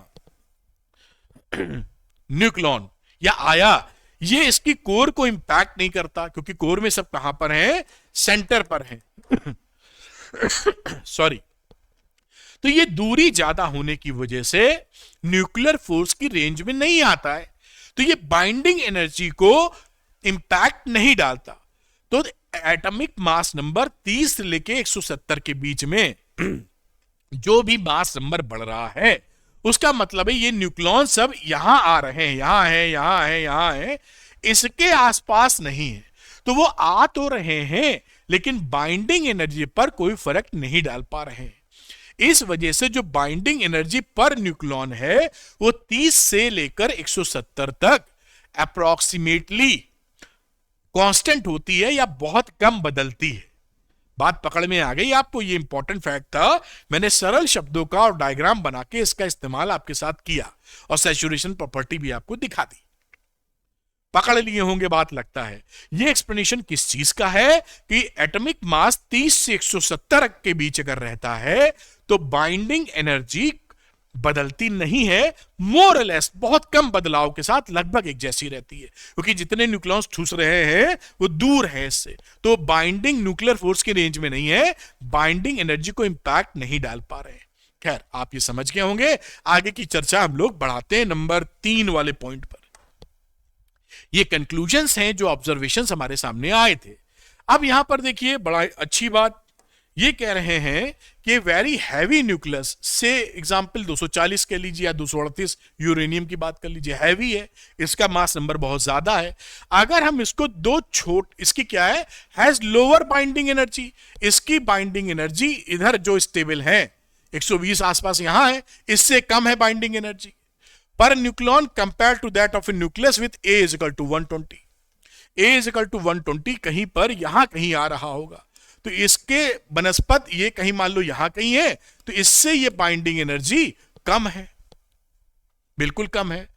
तो अगर ऐसा हो जाए कि 240 वाला जिसका एटॉमिक मास नंबर 240 है वो 120 के दो आइटम में टूट जाए, A1 A2, समझ रहे हैं? तो जो टूट के बनेगा उसकी ज्यादा बाइंडिंग एनर्जी होगी भाई, वो तो यहां आ जाएगा ना, बाइंडिंग एनर्जी क्या हो जाएगी, ज्यादा, क्योंकि 120 वाले की बाइंडिंग एनर्जी यहां होती है, तो इनकी बाइंडिंग एनर्जी ज्यादा होगी। तो इससे बाइंडिंग एनर्जी ज्यादा हुई है, इसका मतलब क्या है, एनर्जी रिलीज हुई है। बाइंडिंग एनर्जी ज्यादा होने का मतलब ऐसा ना समझना कि एनर्जी दी जा रही है, निकट बड़े हो जाए, कमी होती है वो भाड़ा। आप बाइंडिंग एनर्जी ज्यादा मतलब बाहर निकलेंगे तो 1 लाख रुपए देने पड़ेंगे, साथ रहेंगे तो 10,000 देने पड़ेंगे, डेफिशिट। तो बाइंडिंग एनर्जी अगर किसी की बढ़ रही है कम से, यानी BE इज, यहां BE आपकी हायर हो रही है, हाई और लो ऐसे मैं बनाता हूं, तो यहां पर क्या होगा, एनर्जी रिलीज्ड, एनर्जी रिलीज्ड, जैसे फोटो से आप समझ पाए, समझ रहे हैं? कम बाइंडिंग एनर्जी से ज्यादा बाइंडिंग एनर्जी जाएंगे तो आपकी एनर्जी रिलीज होगी। पकड़ में आ रही है ना? बाहर अलग अलग थे तो 50,000 का भाड़ा था, एक साथ रहने आ गए तो 50,000 में दोनों हैं, तो जो रिलीज कम से बाइंडिंग एनर्जी आपकी ज्यादा हो गई अंदर, तो आपने रिलीज कर दी ज्यादा एनर्जी। ये पकड़ के इस कॉन्सेप्ट में गच्चा मत खाइएगा। कई बच्चे ऐसा सोच सकते हैं सर बाइंडिंग एनर्जी बढ़ रही है तो एनर्जी बढ़ रही है तो हम उसको देंगे एनर्जी। बाइंडिंग एनर्जी का वो मतलब ही नहीं है। बाइंडिंग एनर्जी का वो मतलब है कि हम न्यूक्लियॉन्स को कितनी एनर्जी दे कि वो अलग हो जाए। अगर बाइंडिंग एनर्जी आपकी ज्यादा है तो अलग नहीं होना चाहेंगे, स्टेबल हो जाएंगे। बात पकड़ में आई होगी। तो यहां बाइंडिंग एनर्जी कम से 240 वाला आइटम, बाइंडिंग एनर्जी मैं ऐसे बना देता हूं कम से, यहां बाइंडिंग एनर्जी ज्यादा की तरफ ला रहे हैं। तो इस ट्रांजिशन में आपकी एनर्जी रिलीज हो जाएगी। बात पकड़ में आ गई होगी। कम बाइंडिंग एनर्जी से ज्यादा बाइंडिंग एनर्जी की तरफ गए तो एनर्जी रिलीज हो गई। और इसी का हम फायदा क्या ले लेते हैं, जो हम पढ़ेंगे न्यूक्लियर फिशन। ये एक्सप्लेनेशन है न्यूक्लियर फिशन का बाइंडिंग एनर्जी के बेसिस पर। फिशन में क्या होता है, एक हैवी न्यूक्लियस को दो छोटे छोटे न्यूक्लियस में तोड़ देते हैं, कम बाइंडिंग एनर्जी से ज्यादा बाइंडिंग एनर्जी बना देते हैं, जिससे एनर्जी रिलीज हो जाती है। तो ये एक्सप्लेनेशन आप समझ पाए होंगे। अब यही कहानी यहां भी बनेगी, कम से ज्यादा। यहां से भी भाई इधर से ज्यादा पहुंचा सकते हो तो इधर से भी ज्यादा पहुंचा सकते हो। इधर से पहुंचाए तो फिशन, इधर से पहुंचाओ तो फ्यूजन। बहुत ही भाई लॉजिक बिल्कुल बढ़िया है।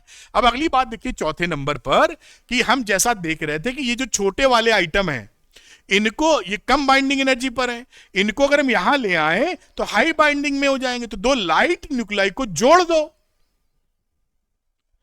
दो लाइट न्यूक्लाई को जोड़कर हाई बाइंडिंग एनर्जी की स्टेट में पहुंचा दीजिए, फिर से एनर्जी रिलीज हो जाएगी। तो दो छोटे न्यूक्लियस लाइट न्यूक्लियस को एक कर रहे हो, फ्यूज कर रहे हो, उसे बोलते हैं न्यूक्लियर फ्यूजन। बस। तो अच्छा, यहां पर ये लिखा भी था कुछ कि शायद रह ना जाए, ये जो एटम बम की बात थी, कहीं यहां लिखी नहीं लिखी मालूम नहीं।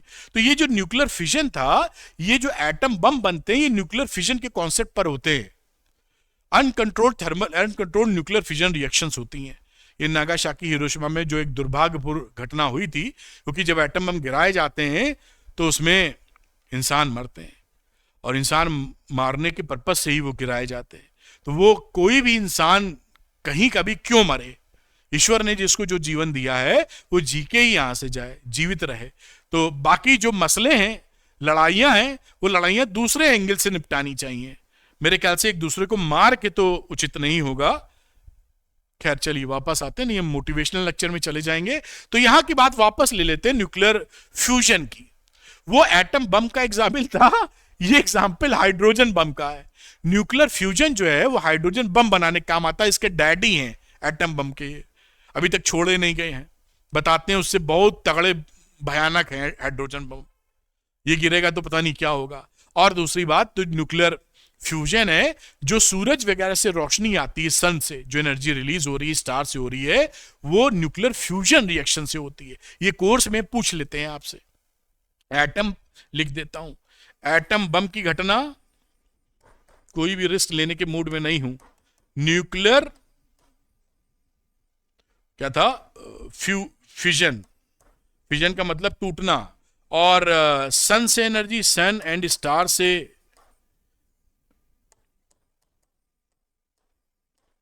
जो एनर्जी हमको मिलेगी वो किससे मिलती है, न्यूक्लियर, बताओ जरा, फ्यूजन। ये आपके पूछ पाछ लेते हैं इसलिए लिख दिया कि पक्का हो जाए। अब यहां पर किया यही जा रहा है कि देखिए टू लाइट न्यूक्लाई जो 10 से कम है, तो 10 से कम वाले आइटम ढूंढ लो। ये यहां कहीं आ गया,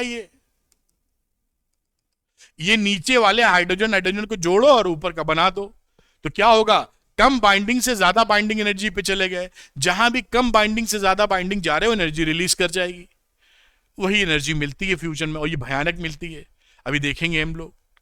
तो समझ में आया होगा पर न्यूक्लॉन, और ये आपका न्यूक्लियर फ्यूजन का एग्जाम्पल है। सन और स्टार से जो एनर्जी मिलती है न्यूक्लियर फ्यूजन से है। और ऐसा बताया गया कि अनकंट्रोल जो रिएक्शन है फ्यूजन की, हाइड्रोजन बम में इस्तेमाल की गई है, जो कि काफी खतरनाक हो सकता है ह्यूमैनिटी के लिए। ना गिरा है, आगे भी यही कामना है कि कभी ना गिराया जाए। ठीक, तो ये बात आप समझ पाए होंगे। इसी बात को अलग से मैंने एक स्लाइड डाली, जो बात आपको समझाई है। ये एक्सप्लेनेशन है importance of binding energy curve nuclear energy के कॉन्टेक्स्ट में। ये देखिए न्यूक्लियर फिजन जो मैंने समझाया था, करना यही है, कम बाइंडिंग एनर्जी से ज्यादा बाइंडिंग एनर्जी ले जाना है। तो एक रास्ता था कर्व के इधर से आना न्यूक्लियर फिजन, और एक इधर से आना न्यूक्लियर फ्यूजन। तो ये दोनों बातें आप पढ़ सकते हैं, मैंने आपको एक्सप्लेन कर दिया है। चलिए एक कदम और आगे बढ़ाते हैं, एक सवाल सा है, इसको भी कर लेते हैं, कोई दम नहीं है लेकिन आपको बहुत बढ़िया तरीके से स्ट्रॉन्ग कर देगा। Calculate the binding energy of an alpha particle है ये, alpha particle in MeV. Alpha particle क्या होता है, उम्मीद है आपको मालूम होगा, हीलियम का न्यूक्लियस होता है एल्फा पार्टिकल। ये कभी ना भूलना, बहुत पूछते हैं आपके यहां। एल्फा पार्टिकल क्या है, न्यूक्लियस ऑफ हीलियम एटम। मतलब इसके अंदर मिलेगा मास कितना होगा इसका, 2 प्रोटॉन के बराबर मास ऑफ प्रोटॉन, ये अल्फा पार्टिकल का मास है। और इसकी चार्ज की बात की जाए तो कितनी होती है, +2e। तो मास ऑफ इस तरीके से बात हो जाएगी, 2 मास सही लिखा है 2He4, तो ये 2 इलेक्ट्रॉन इसके पास होते हैं, उसको हकाल दिया जाएगा। तो इसके जो हीलियम है इसके न्यूक्लियस में बेटा 2 न्यूट्रॉन, मास जो है वो 4 हो जाएगा, 2 न्यूट्रॉन इसके न्यूक्लियस में और 2 प्रोटॉन होते हैं। तो इसके जो मास अल्फा पार्टिकल है वो लगभग 4 प्रोटॉन से 4 गुना होता है। और जो क्यू होता है, क्योंकि इस पे 2 प्रोटॉन है तो 2 इलेक्ट्रॉन को बाहर कर दिए, ये बन गया है। तो हीलियम की ये कहानी है। तो अब यहां पर बात लिख देते हैं कि प्रोटॉन और न्यूट्रॉन जोड़ेंगे हम लोग, तो एन अल्फा पार्टिकल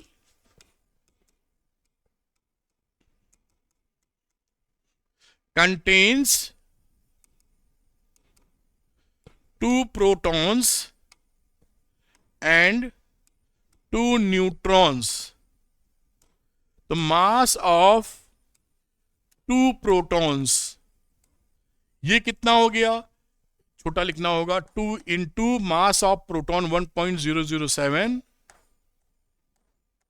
825, और ये फिगर आ जाएगी, इधर लिख देता हूं 2.015650।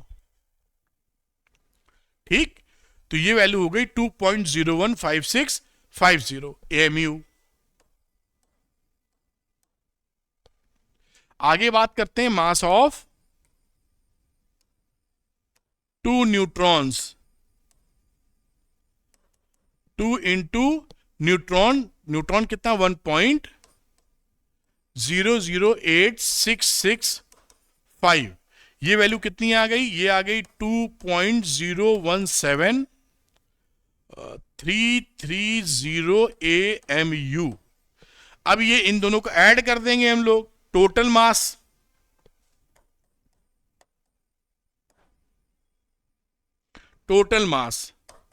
ये फिगर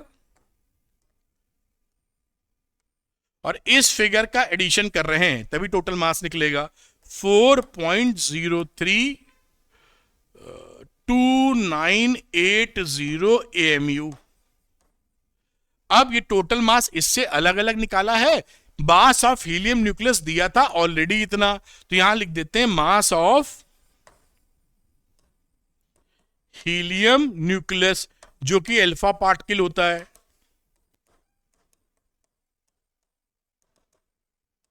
और इसकी वैल्यू माइनस करेंगे, ये वैल्यू अभी हम लोग, तो 4.00280 AMU। अब ये जो फिगर मिल रही है ये कितनी आ जाएगी बेटा, मास डिफेक्ट,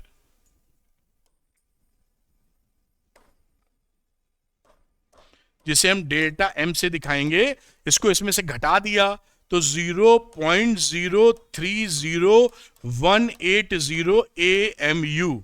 अब एनर्जी कितनी रिलीज हुई, binding energy of alpha particles 0.03018, एक MU से होती है 931, तो इतने MU से कितनी हुई 931 MeV, 28.097 मिलियन इलेक्ट्रॉन वोल्ट। ये आपका बेटा आंसर आ गया। बस ऐसे सवाल एग्जाम में आएंगे। आप 1-2 सेकंड देखिए, मैं ऊपर से दिखा देता हूं जिससे आप कॉपी कर सकिए। तो चलिए मैं इसको कॉपी करवा देता हूं आपको, आप देख पाए होंगे पॉज वॉज करके। जो कई बच्चे लिखते हैं तो हमने कहा आपके हिसाब से ही चीजें हो जानी चाहिए, तो इसको आप नोट कर सकते हो बेटा। यही सब सवाल बनेंगे तो, और आप शानदार तरीके से कर लेंगे। इसको नोट कर पाए होंगे। इसको थोड़ा ऊपर ले जाते हैं, बस काम हो गया यहां तक। ये आप नोट कर पाए होंगे। चलिए एक कदम और आगे बढ़ा देते हैं बेटा। अभी पूरी बात समझने के बाद अगली चीज हो जाती है न्यूक्लियर रिएक्शन। तो न्यूक्लियर रिएक्शन क्या है? न्यूक्लियर रिएक्शन में है कि ये reaction which involves the change of stable nucleus of one element into the nucleus of another element. Nucleus का चेंज हो जाना, एक न्यूक्लियस से दूसरा न्यूक्लियस बनना, ये न्यूक्लियर रिएक्शन की बात कर रहे हैं। Called the nuclear reaction. It is usually caused by bombing the reacting species with the suitable high energy particles. High energy particle से न्यूक्लियस पे हिट कराते हैं तो एक न्यूक्लियस टूट भी सकता है, दो न्यूक्लियस को फ्यूज भी करते हैं। एक न्यूक्लियस से ट्रांसम्यूट हो जाना, परिवर्तित हो जाना दूसरे न्यूक्लियस में, ऐसी कहानी करते हैं। ठीक है, ये न्यूक्लियर रिएक्शन हो गई। अब न्यूक्लियर रिएक्शन में कंजर्वेशन ऑफ किन किन चीजों का कंजर्वेशन रहता है वो बताता हूं। बहुत ज्यादा जहां तगड़ी न्यूक्लियर रिएक्शन होती है वहां कुछ चीजें हिल भी जाती हैं। जैसे मोमेंटम कंजर्व होगा इसमें न्यूक्लियर रिएक्शन में। The total momentum of the particles entering into the reaction is equal to the total momentum of the products after the reaction. Momentum is conserved. Number of nucleons conserve रहते हैं। The total number of nucleons before and after the reaction remains the same. बहुत तगड़ी जब nuclear reactions होती हैं तो basically न्यूक्लॉन्स भी conserve नहीं रह जाते, लेकिन हम अपनी पढ़ाई के अनुसार ये मानेंगे। फिर क्या कंजर्व रहता है? चार्ज कंजर्व रहता है, और ब्रियॉन नंबर्स होते हैं वो कंजर्व होते हैं, वो हमारे कोर्स में नहीं है। तो ये हमारी कोर्स के हिसाब से न्यूक्लॉन्स को हम कंजर्व मान के चलेंगे। और असल में सोचें जहां बहुत हाई एनर्जी लिबरेट की जा रही है तो वहां न्यूक्लॉन्स भी तहस नहस होने शुरू हो जाते हैं। खैर हम इसको मानेंगे कि कंजर्व है। तो नंबर ऑफ न्यूक्लॉन्स कंजर्व है, चार्ज कंजर्व रहता है। रिएक्शन, न्यूक्लियर रिएक्शन से पहले जो नेट चार्ज है बाद में नेट चार्ज सेम मिलेगा। एनर्जी कंजर्व रहेगी। The total energy, kinetic energy plus net mass before and after will be conserve. तो ये कुछ चीजें जो न्यूक्लियर रिएक्शन में कंजर्व रहने वाली हैं। अगली बात, न्यूक्लियर एनर्जी, ये इस न्यूक्लियर रिएक्शन में जो एनर्जी लिबरेट करती है उसे आप न्यूक्लियर एनर्जी कहते हैं। जैसे कि फिशन और फ्यूजन की रिएक्शन देखी थी, दो प्रकार की मेनता, दोनों में एनर्जी रिलीज की जाती है, ये रिलीज होती है। अब nuclear reaction versus chemical reaction. देखिए केमिकल रिएक्शन जो होती है उसमें इलेक्ट्रॉन का खेल होता है, उसमें एलिमेंट नहीं बदलता, एक न्यूक्लियस है और ये इलेक्ट्रॉन है। तो आप जो केमिस्ट्री में पढ़ते हैं उसमें ये इलेक्ट्रॉन आपस में तिकड़म करते रहते हैं। कोई बॉन्ड, कोवेलेंट बॉन्ड या जो भी आप लोग पढ़ते लिखते हैं वो इलेक्ट्रॉन का आपस में काम होता है, न्यूक्लियस नहीं चेंज होता है। तो वहां पर जो एनर्जी निकलती है वो एक इलेक्ट्रॉन वोल्ट में निकल रही है। यहां पर क्या होता है भाई साहब, न्यूक्लियस ही तहस नहस हो जाता है, कुछ और बन जाता है। और यहां जो एनर्जी लिबरेट होती है वो मिलियन इलेक्ट्रॉन वोल्ट में लिबरेट होती है। यहां कहीं लिखा नहीं, आगे लिखा मिलेगा। तो यहां ये है केमिकल रिएक्शन में इलेक्ट्रॉन का चेंज, अदला बदली सब होनी, और न्यूक्लियर रिएक्शन में न्यूक्लियस ट्रांसम्यूट हो जाना, चेंज हो जाना पूरी तरीके से। अब देखिए यहां पर nuclear energy is very large, यही बात जो मैं आपसे कर रहा था। जो केमिकल एनर्जी होती है उनमें कुछ इलेक्ट्रॉन वोल्ट्स ही निकलते हैं केमिकल एनर्जी से जो रिएक्शन कराते हैं, जबकि न्यूक्लियर रिएक्शन जहां होती है वहां पर जो एनर्जी लिबरेट होती है वो मिलियन इलेक्ट्रॉन वोल्ट में होती है। दस for the same quantity of matter, nuclear जो सोर्स हैं वो मिलियन टाइम बहुत ज्यादा एनर्जी लिबरेट करते हैं। एक एग्जाम्पल को या फील कराने के लिए यहां लिखा हुआ है कि 1 किलोग्राम यूरेनियम को अगर आप न्यूक्लियर रिएक्शन में लेते हैं तो आपको 10 की पावर 14 जूल एनर्जी मिलती है। और अगर आप इसको 1 किलोग्राम कोल को अगर बर्न करते हैं, कोयले को, तो उससे एनर्जी मिलती है 10 की पावर 7 जूल। इन दोनों की एनर्जी देख रहे हैं, 10 की पावर 5 पर 1 लाख हो जाता है, 6 पर 10 लाख हो जाता है, 7 पर 1 करोड़ हो जाता है। यानी ये इससे 1 करोड़ ज्यादा है। 1 करोड़ ज्यादा होना बहुत, किसी के पास 1 रुपए है तो उसके पास 1 करोड़ रुपए है, मेरे पास 10 रुपए है तो उसके पास 10 करोड़ रुपए है। कितना फर्क आ रहा है। मतलब आपके पास अगर समझ लीजिए जेब में हमारे पास 2,000 रुपए पड़े हुए हैं, तो कोई और आदमी होगा उसके पास करोड़ से मल्टीप्लाई कर 2,000 करोड़ पड़े हुए हैं। तो ये बहुत ही ह्यूज एनर्जी है, इससे आपको आइडिया ये जरूर लग पाया होगा। अब न्यूक्लियर फिजन की बात कर लेते हैं जो हमारे कोर्स में है, फिजन रिएक्शन। तो फिजन रिएक्शन में क्या होता है, जैसा आप हम लोग अब तक काफी कुछ जान चुके हैं, the phenomena in which A heavy nucleus, heavy का मतलब कह लीजिए 230 से ज्यादा जिसका मास नंबर है, उसको when excited it splits out into two smaller nuclei of nearly comparable masses is called nuclear fission। यानी एक भारी न्यूक्लियस को हम जब एक्साइट करते हैं और दो छोटे लगभग बराबर न्यूक्लियस में टूट जाता है तो न्यूक्लियर फिशन होता है। यहां पर जो एग्जांपल दिया गया है ये बड़ा फेमस एग्जांपल है, यूरेनियम 235 को स्लो मूविंग न्यूट्रॉन से हिट कराते हैं और बेरिलियम में क्रिप्टॉन बन जाता है और 3 न्यूट्रॉन और निकल जाते हैं। तो ये क्या न्यूक्लियर, ये एग्जांपल जरूर याद रखिएगा। आपसे कहीं पूछा जाए न्यूक्लियर फिशन इक्वेशन लिखना, पूछा जाए ना पूछा जाए, आप ये एग्जांपल टिप दीजिएगा वहां, क्योंकि ये एग्जांपल पढ़ते ही एग्जामिनर एकदम क्लियर हो जाता है, बच्चों को आता है। तो यूरेनियम जो हैवी न्यूक्लियस था 235 का, स्लो मूविंग न्यूट्रॉन से टक्कर मरवा कर, इतना आसान नहीं होता है कि बस आपने टक्कर मारी भर से फूट गया, खेल दड़ा जरा अलग है। तो यहां पर ये 2 बेरियम और क्रिप्टॉन में टूट जाता है और 3 न्यूट्रॉन और देता है, बहुत सारी एनर्जी। ये है एनर्जी। यही एक फोटोग्राफ दिखाई गई कि न्यूट्रॉन स्लो मूविंग है, ये यूरेनियम इससे भिड़ा और 2 स्प्लिट हो गया बेरियम क्रिप्टॉन पर, और आगे एनर्जी रिलीज हुई बहुत सारी, ये बेरियम क्रिप्टॉन और 3 न्यूट्रॉन निकल आए। अब 3 न्यूट्रॉन निकलेंगे और यूरेनियम और जाए उससे भिड़ेंगे, तो फिर और रिएक्शन बढ़ेगी, 1 से 3, 3 से 9, 9 से 27, भड़बड़ भड़बड़, ये बहुत कम समय में होगा। तो ये चैन रिएक्शन टाइप बन जाती है। ये भी खेल है, अभी देख लेंगे इसको, तो बात समझ में आएगी कि न्यूक्लियर फिजन कहानी क्या है। अब न्यूक्लियर फिजन में अगर आप बात करें तो एनर्जी आती कहां से है, तो nuclear fission as a source of energy, ये इस इक्वेशन में अगर आप देखें तो इनिशियल मास देखिए, इनिशियल मास मतलब इसका मास, तो यूरेनियम और इसका एमयू में जोड़ा, ये मास आ गया। ये फाइनल मास है, दिस इज द फाइनल मास। इसका देखिए बेरियम का, क्रिप्टॉन का और न्यूट्रॉन 3 का जोड़ मारा, ये मास देखिए, ये मास कम हो गया है, इसका ज्यादा था इसका कम, मास डिफेक्ट हो गया, डेल्टा एम, उसी को E = mc² से चेंज कर दीजिए आप। ये देखिए मास डिफेक्ट हो गया इतना एमयू, और एक एमयू से 931 एमईवी मिलती है, तो एनर्जी रिलीज इतने एमयू से कितनी होगी, करीब करीब 200 एमईवी। ये सोर्स ऑफ एनर्जी हो गया, मास डिफेक्ट के द्वारा जो बन रहा है बाइंडिंग एनर्जी का खेल।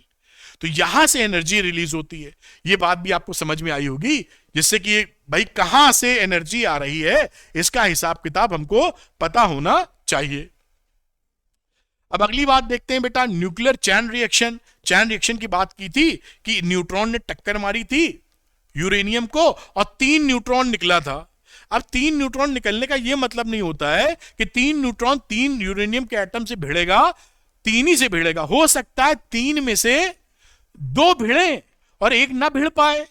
भिड़ पाने का मतलब है कि जो आपकी रिएक्शन, न्यूक्लियर रिएक्शन है, उसको एक्साइट कर पाए, स्लो मूविंग न्यूट्रॉन चाहिए। तो कभी कभी वो चीजें कंडीशन फिट नहीं होती, तो 3 निकले, 2 तो आगे बढ़ा पाए, अपने वंश को आगे बढ़ा पाए, और 1 वंश को आगे ना बढ़ा पाया, ऐसे समझ लीजिए। तो वो फुस कर गया वहां।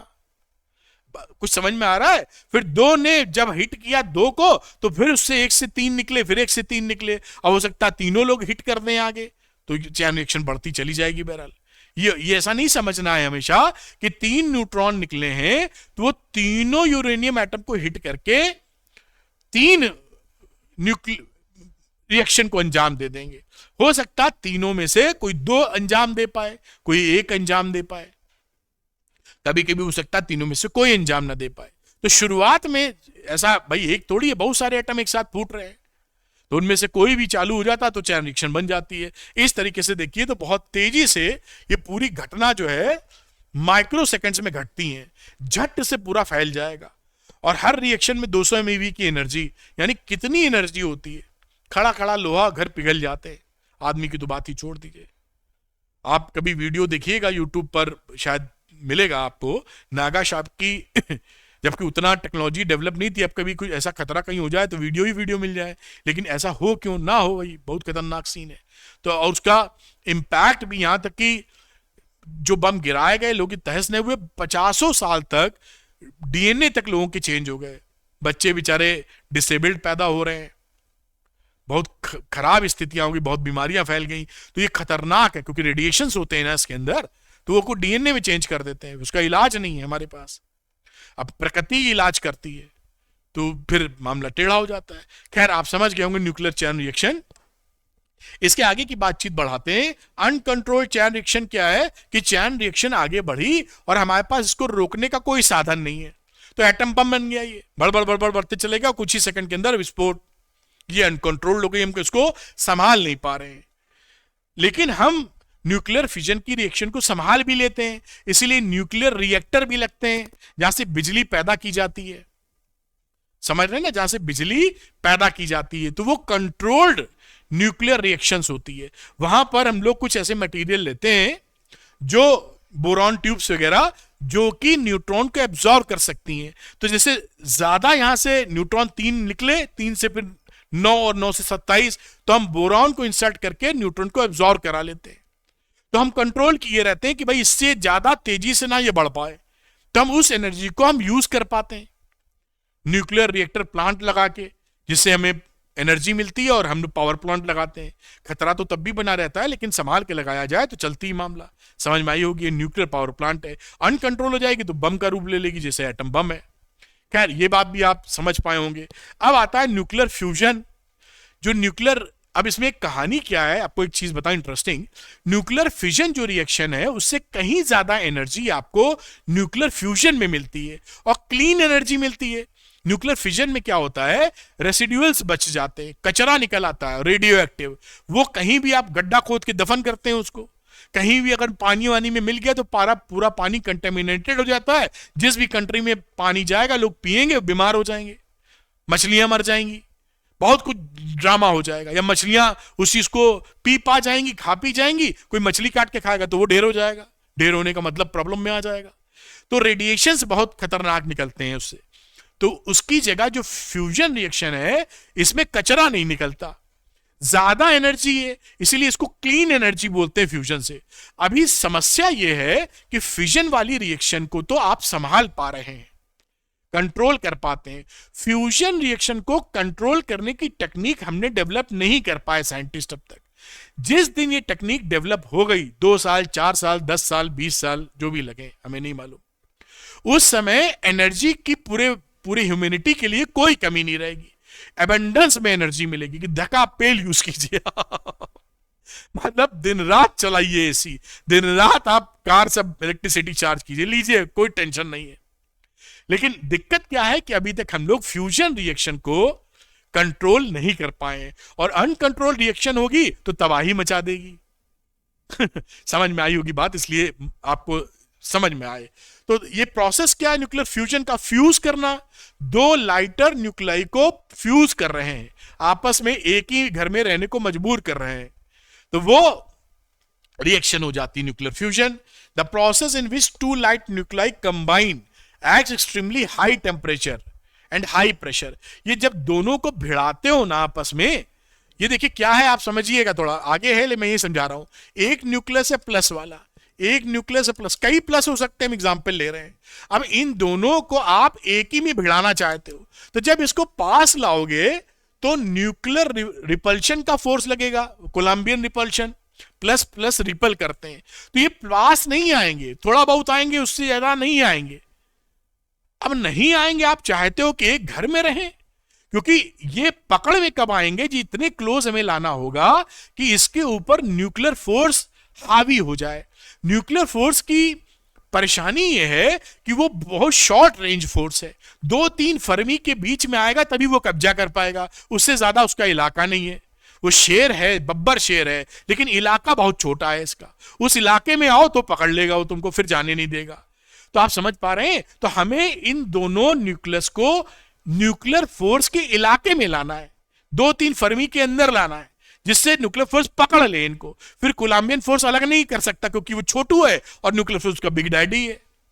तो हम इसको कैसे, क्योंकि पास लाएंगे तो ये मना कर रहे हैं, तो हम क्या करते हैं, बहुत टेम्परेचर पैदा करते हैं, वेरी हाई टेम्परेचर और हाई प्रेशर। जब टेम्परेचर आप पैदा करोगे तो ये जो इसका ऑक्सीलेशंस या वाइब्रेशंस बढ़ जाएंगे, न्यूक्लियस के टेम्परेचर मिला, हिलने लगे, और प्रेशर खूब लगा रखा है, ऐसी की तैसी दबाव दिए जा रहे हैं, कुछ हुआ जा रहा है और खूब टेम्परेचर लगाए हुए हैं। इसी झटके में इसका भी काफी ऑक्सीलेशंस एम्पलीट्यूड बढ़ जाता है, और एक झटके में जैसे ये पास आते हैं और ये रेंज आ गई न्यूक्लियर फोर्स की, बस न्यूक्लियर फोर्स पकड़ लेता है, आओ बच्चों अब तो पकड़ में आ गए, ये कहानी हो जाती है। जैसे ही ये न्यूक्लियर फोर्स की रेंज में आए, ये न्यूक्लियर फोर्स यहां एक्टिव हो जाता है, and nuclear force is very very high then electric force, 100 गुना भारी, 100 गुना ताकतवर, है ना।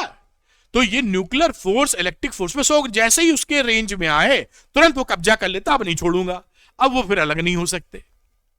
तो इस तरह फ्यूज, लेकिन शुरू में नहीं आएंगे, शुरू में जैसे जैसे पास लाने का आप कोशिश करोगे रिपल्शन होगा, तो आपको उसके लिए क्या करना पड़ेगा, स्पेशल कंडीशंस पैदा करनी पड़ेंगी, high, very high temperature and very high pressure, जिससे कि उनको ऑक्सीलेशन बढ़े और झटके में पास आए और खटाक से जाम हो गए, टुई टुई टू खट, टुई टुई टू खट।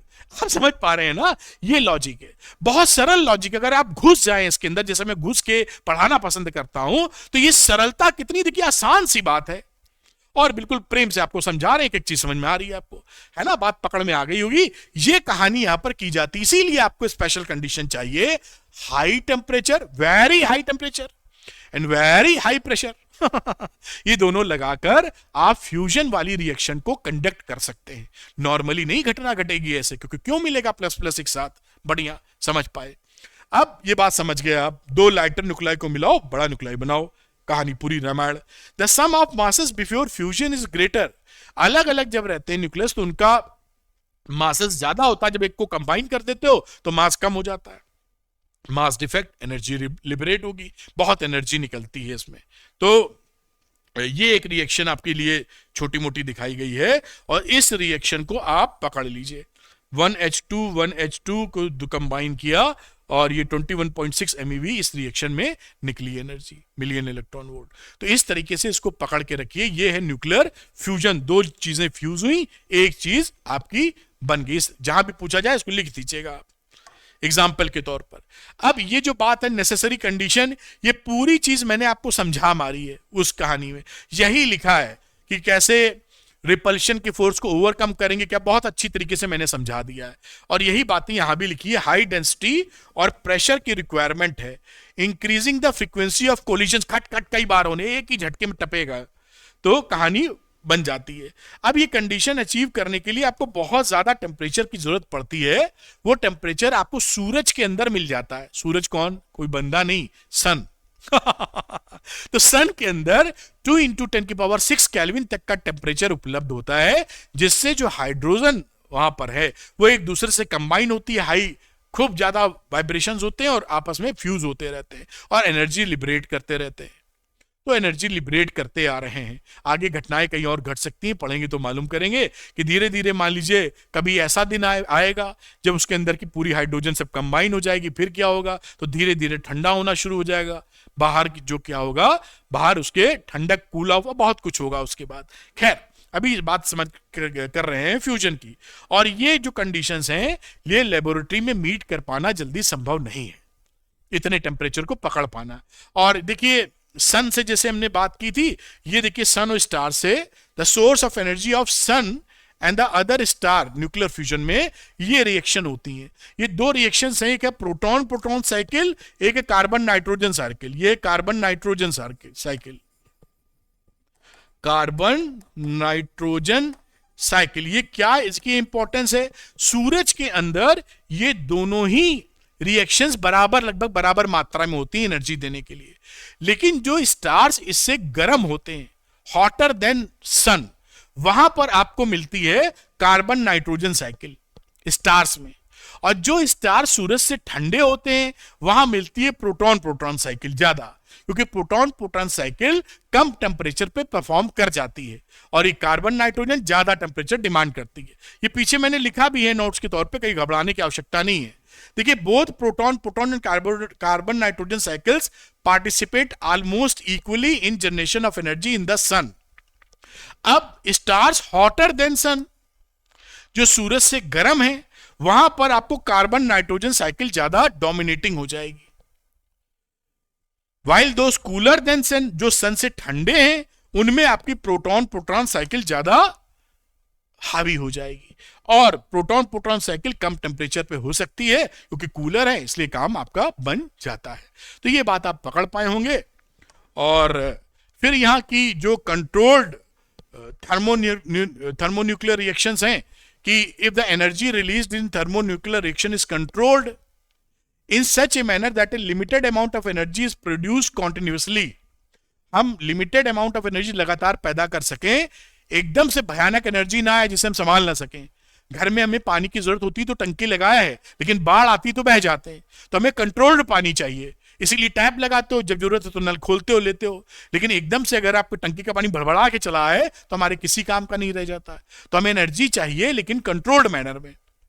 तो it can be use for many useful purposes, particularly for generation of electric power. ठीक, अब इसके बाद एक इंपॉर्टेंट चीज जो अक्सर पूछते हैं कि न्यूक्लियर फिजन और फ्यूजन में डिफरेंस क्या है, तो उस डिफरेंस को भी थोड़ा सा फटाफट ध्यान कर लेते हैं। Nuclear fission versus nuclear fusion. Nuclear fission और फ्यूजन उधर। Here a heavy nucleus when excited gets splits up into two smaller nuclei of nearly comparable masses, वहां पर फ्यूज करेंगे दो लाइटर को। Here two lighter nuclei fuse together to form a heavier nucleus. बढ़िया, it is a quick process, ये बड़ी झट से होता है एटम बम वाला मामला, और it occurs in several steps. इसको परफॉर्म होने में कई सारे स्टेप लगते हैं। जैसे आपने proton proton cycle, proton carbon nitrogen cycle देखी, कई सारे रिएक्शंस आ जाते हैं उसमें। Neutrons are the link particle, इसके अंदर न्यूट्रॉन्स लिंक पार्टिकल होता है प्रोसेस का। इसमें प्रोटॉन और द लिंक पार्टिकल्स। अब ये एमसीक्यू का जमाना, हॉट एमसीक्यू बनेगा तो डाल सकते हैं। यहां लिख सकते हैं न्यूक्लियर फ्यूजन में को परफॉर्म करने के लिए लिंक पार्टिकल कौन से हैं? Neutrons, protons, electrons, none of the above. तो जिस बच्चे को पता है कि प्रोटॉन लिंक पार्टिकल होता है न्यूक्लियर फ्यूजन में, वो तो सही करेगा, वरना गड़बड़ हो जाएगी। ठीक, it produces very harmful radioactive waste. आपको बताया कि रेडियो एक्टिव वेस्ट बहुत हार्मफुल होते हैं। The products of fusion are harmless, clean fuel है, कोई हार्म नहीं होता इनके जो रेसिडुअल बचते हैं। The stock is फिजनेबल, fusion is limited, uranium का स्टॉक बहुत लिमिटेड है, और जबकि हमारा यहाँ स्टॉक हाइड्रोजन वगैरह का प्लेंटी स्टॉक है। तो the fuel required for fusion is available in plenty, मतलब हाइड्रोजन बहुत अवेलेबल है और हार्मफुल फ्यूल भी नहीं है, वेस्ट भी गड़बड़ नहीं निकलता है, तो बहुत क्लीन एनर्जी है। मतलब रॉ मटेरियल भी बहुत है, क्लीन एनर्जी भी है, भयंकर एनर्जी भी मिलेगी। बस हम अभी दिक्कत क्या है, इसको कंट्रोल्ड मैनर में परफॉर्म करना सीख नहीं पाए न्यूक्लियर फ्यूजन को। जैसे ही ये काम बना, धड़ल्ले से एनर्जी मिलनी शुरू हो जाएगी, एबंडेंस ऑफ एनर्जी होगा फॉर द ह्यूमैनिटी। तो ये वीडियो था, मेरे ख्याल से ये शानदार तरीके से आपको चीजें समझ में आई होंगी। अगर आप ये चाहते हैं कि फिजिक्स आसान भाषा में आपको समझ में आए और वीडियो लेक्चर देखने के बाद न्यूमेरिकल निकलने लगे, तो अरविंद एकेडमी चैनल को झट से सब्सक्राइब कर लीजिए फॉर टॉप क्वालिटी कंटेंट। ये वीडियो अगर पसंद आया है तो लाइक और शेयर कीजिएगा। अरविंद एकेडमी चैनल को सब्सक्राइब करेंगे ही, ऐसी मुझे उम्मीद है आपसे। और बेटा, इसका अगर पीडीएफ चाहिए आपको, तो अरविंद एकेडमी टेलीग्राम चैनल का लिंक है, उसे ज्वाइन कर लीजिए। वहां पर मैं पीडीएफ अपलोड कर दूंगा, तो पूरा आपके पास नोट्स हो जाएंगे, उससे नोट्स अपने बना सकते हैं जो बहुत आगे तक काम आएंगे। मैं डिटेल्ड ये वर्जन से बहुत फायदा पहुंचाएंगे आपको। Thank you very much, wish you all the best.